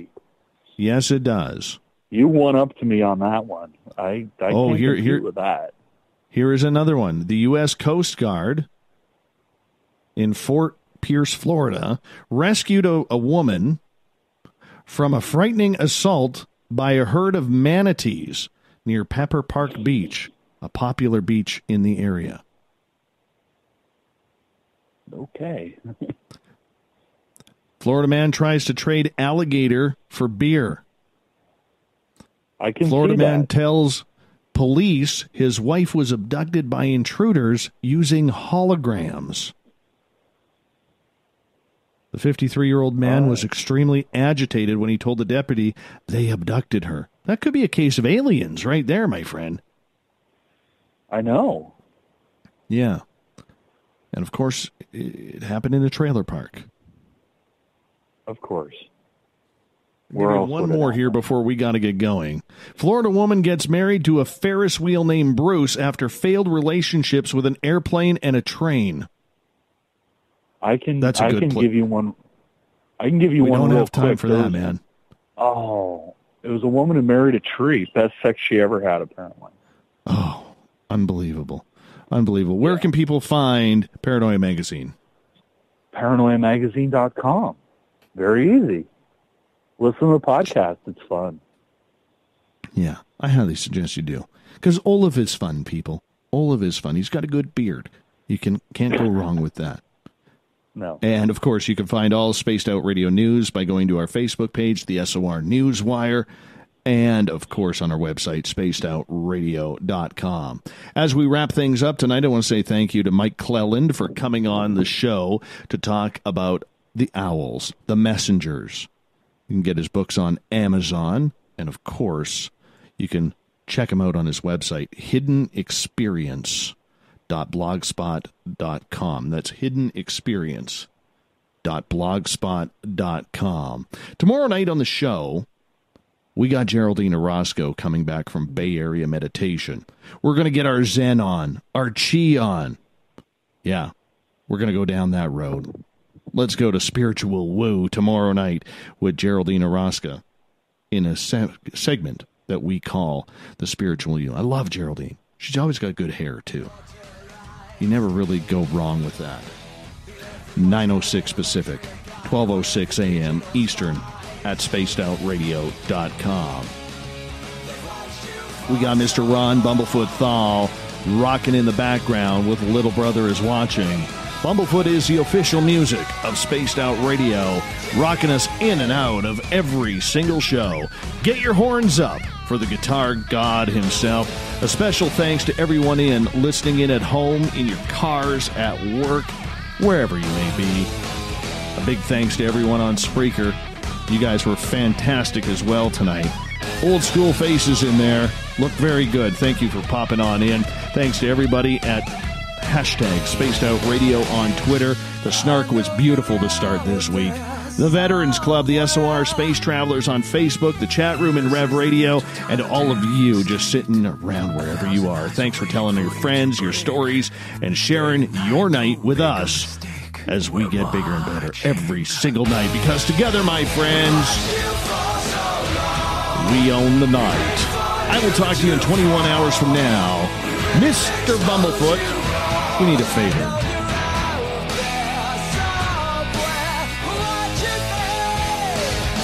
We need you to take us home. Good night.